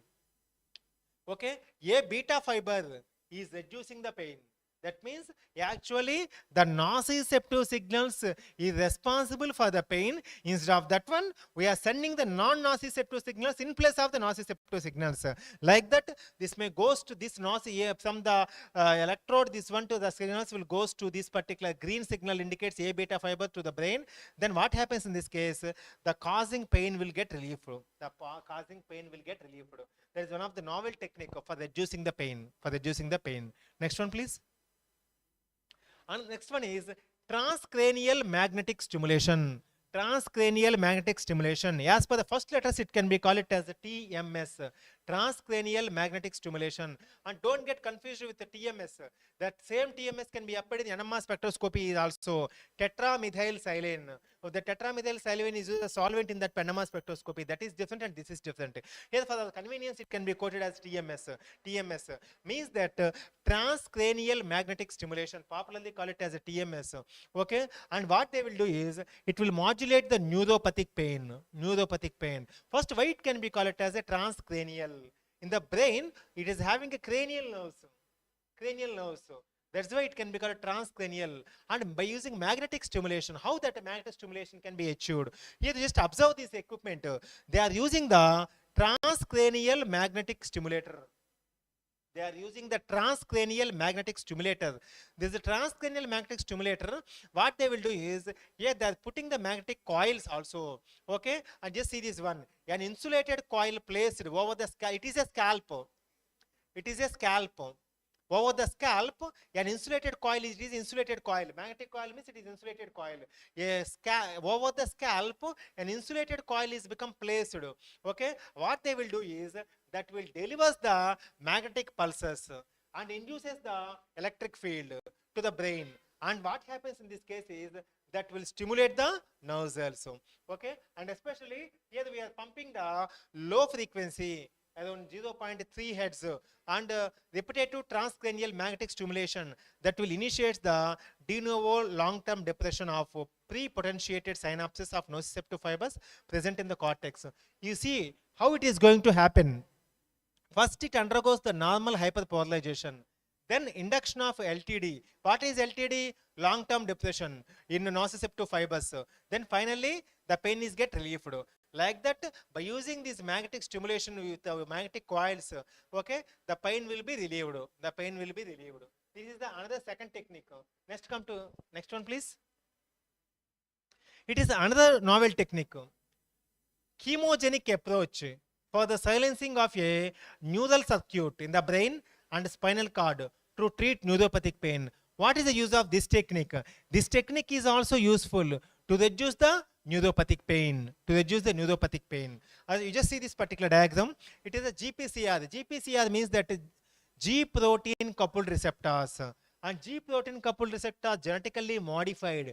Then the obtained one is considered genetically modified G protein receptor. And what is the meaning of DREADS? Delivery receptors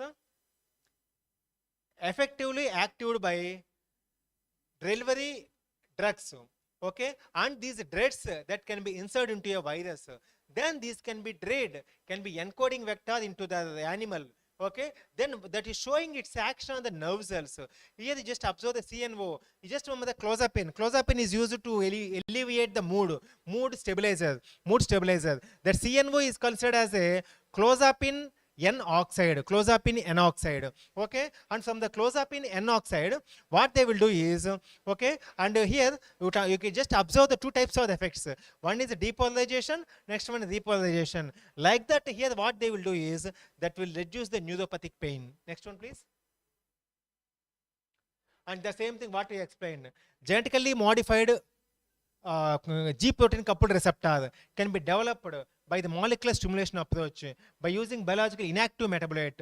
That is, the inactive metabolite is the clozapine, and that CNO is considered as a clozapine N oxide, and it is acting as synthetic ligand. Especially main, it is important for the mutagenesis, and this DREED can be inserted into the virus vector. Then the virus vector is inserted into the rat for its expression. Like that, the binding can be observed, and mainly because of this hyperpolarization of the neurons, then that will treat the neuropathic pain. That will treat the neuropathic pain. Next one, please.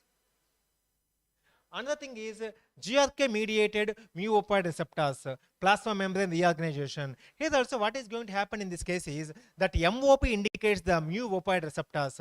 These mu opioid receptors are mainly linked to the opioid tolerance and depends, okay, what will cause this in this at a cellular level. At cellular level, what is going to happen in this case is that MOP regulation will occur. Okay, this MOP regulation will occur in the plasma membrane. Okay, and via the route is receptor phosphorylation and desensitization, and plasma membrane is redistribution and internalization. Like that, finally what will happen in this case is the pain will be reduced, especially by using the mu opioid receptor. Simply call it as a MOP. Next one, please. And T cells as an emerging target for chronic pain therapy. Already we know about the T cells. What is the meaning of the T cells? T cells is one of the type of the white blood cells, are commonly considered as lymphocytes. And one of the important role of the T cells is mainly it is responsible for maintaining the good immune system, and it is also helpful to protect the body from various diseases, or infections. Okay, and T cell as an emerging target for chronic pain therapy. How it is useful for chronic pain therapy? Okay, analgesia is induced by here. This analgesia is induced by the T cells by secreting the endogenous opioids. Okay, and here also regarding this particular stimulation, what happens in this case is the cytokines or exogenous opioids and T cells release endogenous opioids can be generated, which includes endorphins and enkephalins, etc. Okay, here also just see the difference. Okay, and these endogenous opioids are released by the T cells that will binds to various opioid receptors. For example, mu receptor and delta opioid receptor. This mu receptor is already covered in the previous one. Mu and delta opioid receptors on sensory neurons. What they will do is that will induce the analgesia. Okay, and like this, this endogenous, mainly it includes endogenous opioids that will be used mainly the T cells will acting as emerging targets for treating the chronic pain therapy. Next one, please. Novel developments. Recently, in United States, one organization is playing a major role for treatment of the pain. That is called it as NIH. NIH means that National Institutes of Health. NIH is the National Institutes of the Health, which is located under the United States Department of Health and Human Services. It is one of the US body, United States body. What is the role of this NIH? NIH is start one initiative. It is considered as a heal. Generally, in our feeling, what is the meaning of heal? Heal means to treat, to relieve. Like that, they will put one word, heal. Heal. What is that heal initiative is? The heal initiative will support new chemical research programs to evaluate the pain management, okay, and advanced clinical research in pain management is one of the core goal for the helping to end addiction long-term initiative or NIH heal initiative. What is the purpose of the heal?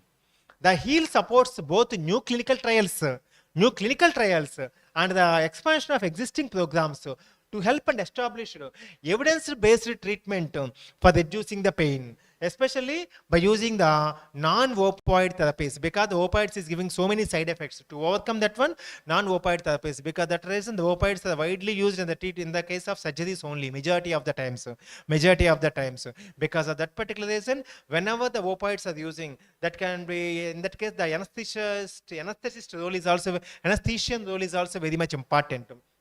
Next, another thing is the healing also supports research to ensure that safe and effective pain management. Here, two things you have to play a major role. One is the pain has to be reduced. Second thing is without any side effects, or we have to reduce the side effects as much as possible. That is more important for the treatment. That is the meaning of the safe and effective pain management therapies. And these are available to all the patients, including populations and experiencing the health disparities. Disparities means differences. Next one, please. And these are the various novel development for treatment of the pain. Okay, and here especially for the pain treatment, for relieving the chronic pain is more important when compared to the acute pain, because the chronic pain related to the physiological process and acute pain is related to the psychological process. And come to this pain treatment, psychological treatment that is related to the chronic pain. And first you have to give the treatment for psychological. That's why we are using the mood elevators and antidepressants and etc. We have to give the psychological treatment. And mind body therapies. In the previous we covered that one, hypnotherapy, mind body intervention therapy, hypnotherapy. Next one is cognitive behavioral therapy, that is related to the mind, cognitive behavioral therapy, and exercise therapy. Okay, and digital therapy. So nowadays so many things that are happens with the digital phone by using the so many apps are developed. Okay, with our mobile phone we can control our blood pressure. With the mobile phone and watches, digital watches that came out, we can control the blood sugar levels, we can control the blood pressure, and we can control the cholesterol levels, everything that can be controlled of health by using the various apps that is present in the mobile phones as well as watches. Next, virtual pain engagement. These are the various new things which may come across recently. Virtual pain engagement. Okay, and here one of the thing is tele-rehabilitation. By using the rehabilitation techniques, okay, the chronic pain can be reduced.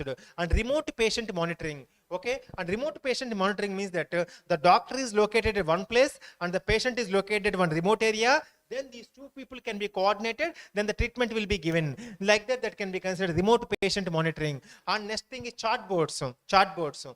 Okay, it is one of the area where the technology can be used for the treatment of the chronic pain. Next, AI, that indicates the artificial intelligence. Here the chatbots and artificial intelligence. I will add one more point. Recently, the artificial intelligence is playing a very vital role in the healthcare system, especially in the drug design and drug development. That is one of the separate area. Next I will give only 2 lines regarding this artificial intelligence. Okay, and by using our intelligence, what we can do is we can do so many wonders for the treatment of the diseases and drug discovery also. Okay, and just you can see some of the recent technology what was happened. All the banking sector, they are using the voice assistant, and next you can take the Google Assistant. All these things, that is Google Maps.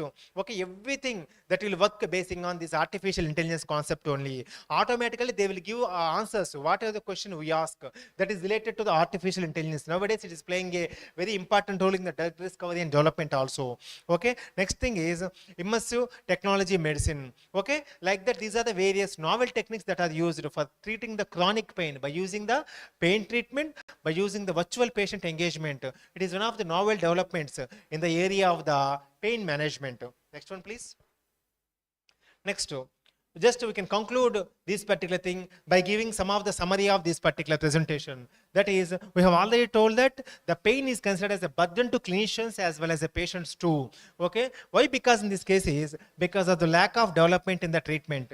Remember the drugs, majority of the drugs what we are using for the treatment of the pain, they are having the another purpose, but we are using, you can take the antidepressants. The purpose of the antidepressants is for treatment of the depression, but we are using for treatment of the pain. Like that, so many developments that are required for the development of a novel drug molecules in the treatment of the pain. The contemporary treatments used in the clinical settings exert several serious effects which limit their use in patients.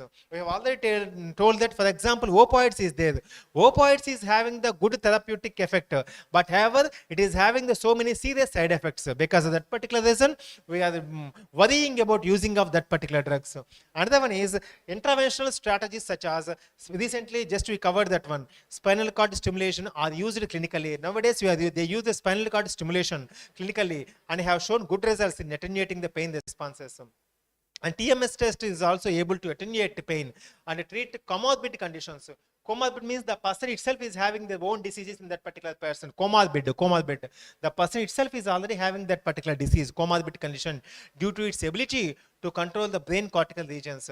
And various other techniques have also shown interesting results in alleviating the pain. Alleviating the pain means reducing the pain. Most of these techniques are still in the preclinical stage due to limitations in the currently available animal models. So that is having one of the big limitations in this particular treatment of pain management.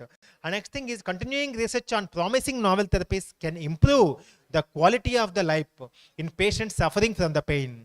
Okay, because you have already covered that is related to different types of the pain. Okay, depending upon the location, depending upon the etiology, depending upon the duration, we give different classifications for the pain. But however, so much of the novel therapies are going to required in continuing research to give the better quality of life in patients suffering from the pain. Okay, next. These are the few references related to the today's presentation. Okay, next one. Thank you for giving an opportunity.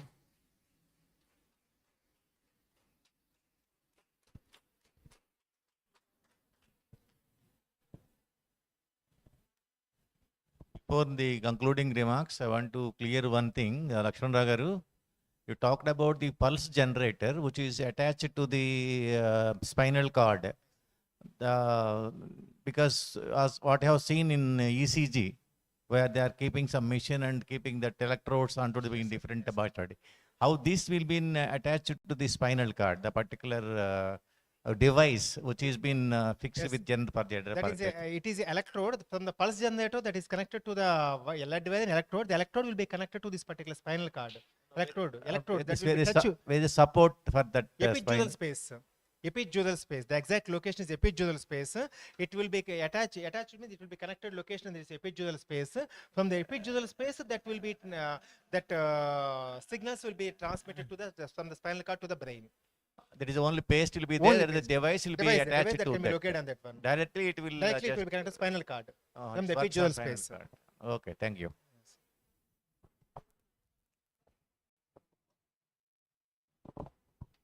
But here I want to add one point regarding that one, and whatever the organizers, of course, in this junction, just I want to thank the principal and my good friend and our IPTY co-secretary, that is Dr. Narendra Garu, and director of PG courses, Dr. Srinivas Garu, for choosing this wonderful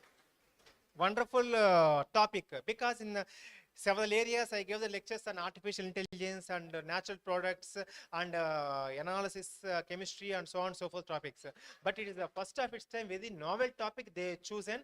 Because of the novelty on the topic only, the AICTE sponsored this particular conference. That is a very good topic, because just observe this one. After the 40, majority of the people, they are feeling the pain in any one of the area, like blood pressure, like cancer. Majority of the cancer suffering causing the pain, okay, and arthritis, okay, and osteoporosis, and many things that is related to the skin or joints or bones, what it may be, ribs and etc. It is having the now in the clinically they are having a lot of importance related to the pain management. Okay, there is a very novel topic which is more beneficial to the public, especially student and staff community. Okay, and my special appreciations to the VJS College of Pharmacy for choosing this wonderful theme for the betterment of this particular conference.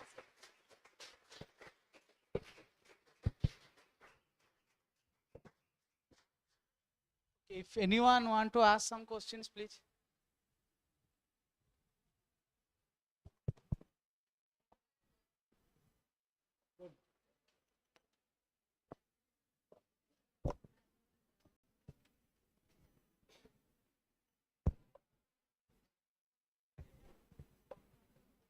Good afternoon, sir. I'm Shivachandana.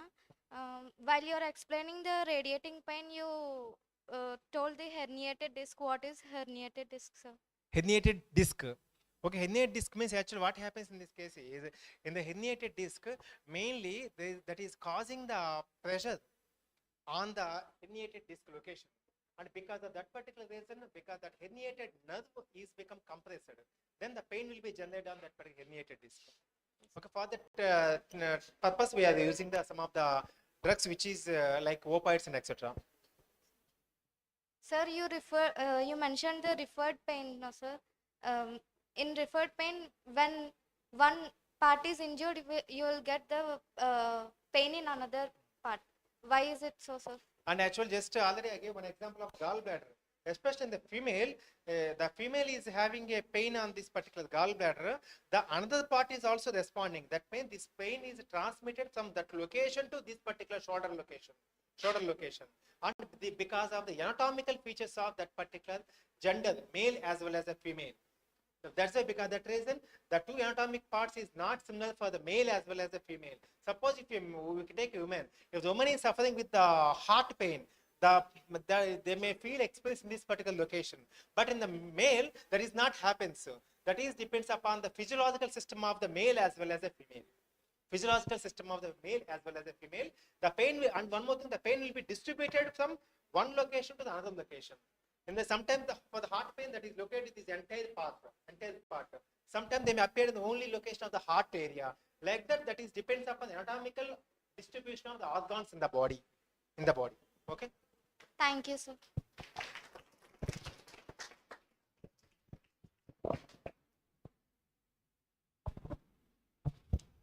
And this girl regarding refer pain.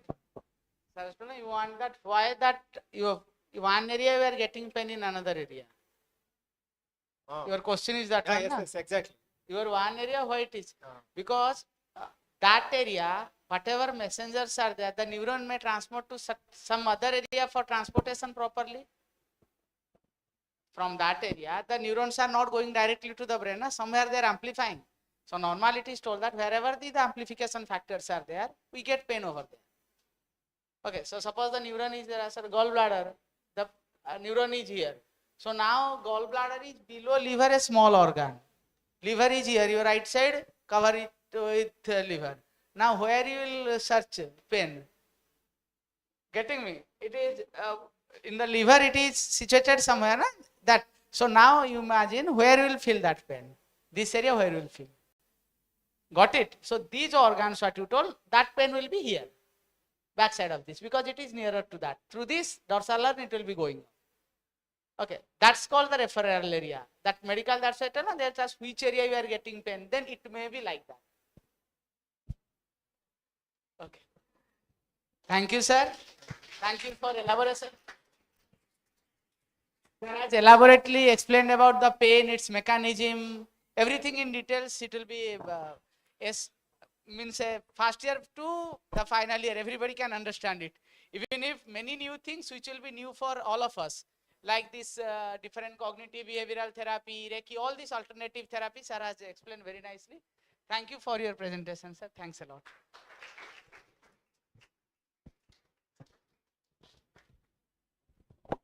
Thank you, Tripathi sir. So thank you, Dr. Lakshman Rao garu, who always supports our college in every stage of our success. So I would like to thank Lakshman Rao garu for accepting our invitation and presenting a topic in the scientific session, so which will be helpful for all the delegates. So I request our Dean, Dr. Srinivas garu, to come onto the dais. And I also request Dr. K. Venkataraman garu and Nankam Chaudhary garu to felicitate Dr. Lakshman Rao garu.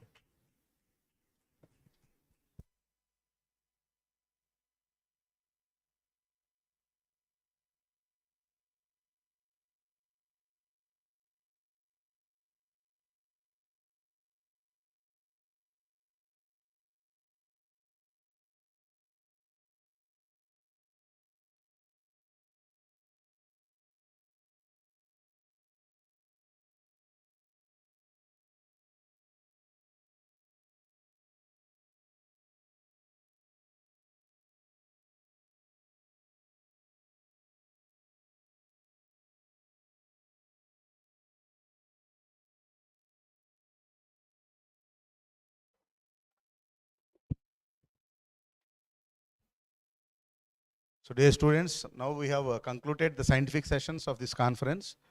So next event is the valedictory function. So where we are going to distribute the prizes, whatever prizes we have announced, the cash prizes for students for participation in e-poster presentation. So the first, second, third and fourth and fifth prizes will be distributed to the students who got first to fifth positions in the e-poster presentation. The first prize winner is going to receive 5,000 rupees cash prize along with the certificate of merit. And the second prize winner is going to receive 3,000 rupees cash prize along with the certificate of merit. And third prize winner is going to receive 2,000 rupees along with the certificate of merit, and fourth and fifth positions of the presentations what you have given. So they are going to receive 1,500 rupees each along with the certificate of merit. So I would like to congratulate all the winners who stood first to fifth positions in e-poster presentation. So the winners will be informed already. So we are going to announce the winners on the stage during the valedictory function. So I thank all the delegates who have participated and who have supported this 3 days conference.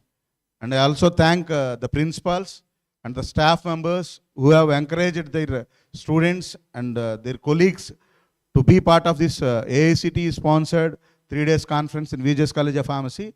So I request the delegates who are present here to go for lunch, and we'll be going to meet at 2 o'clock for valedictory function. Thank you one and all.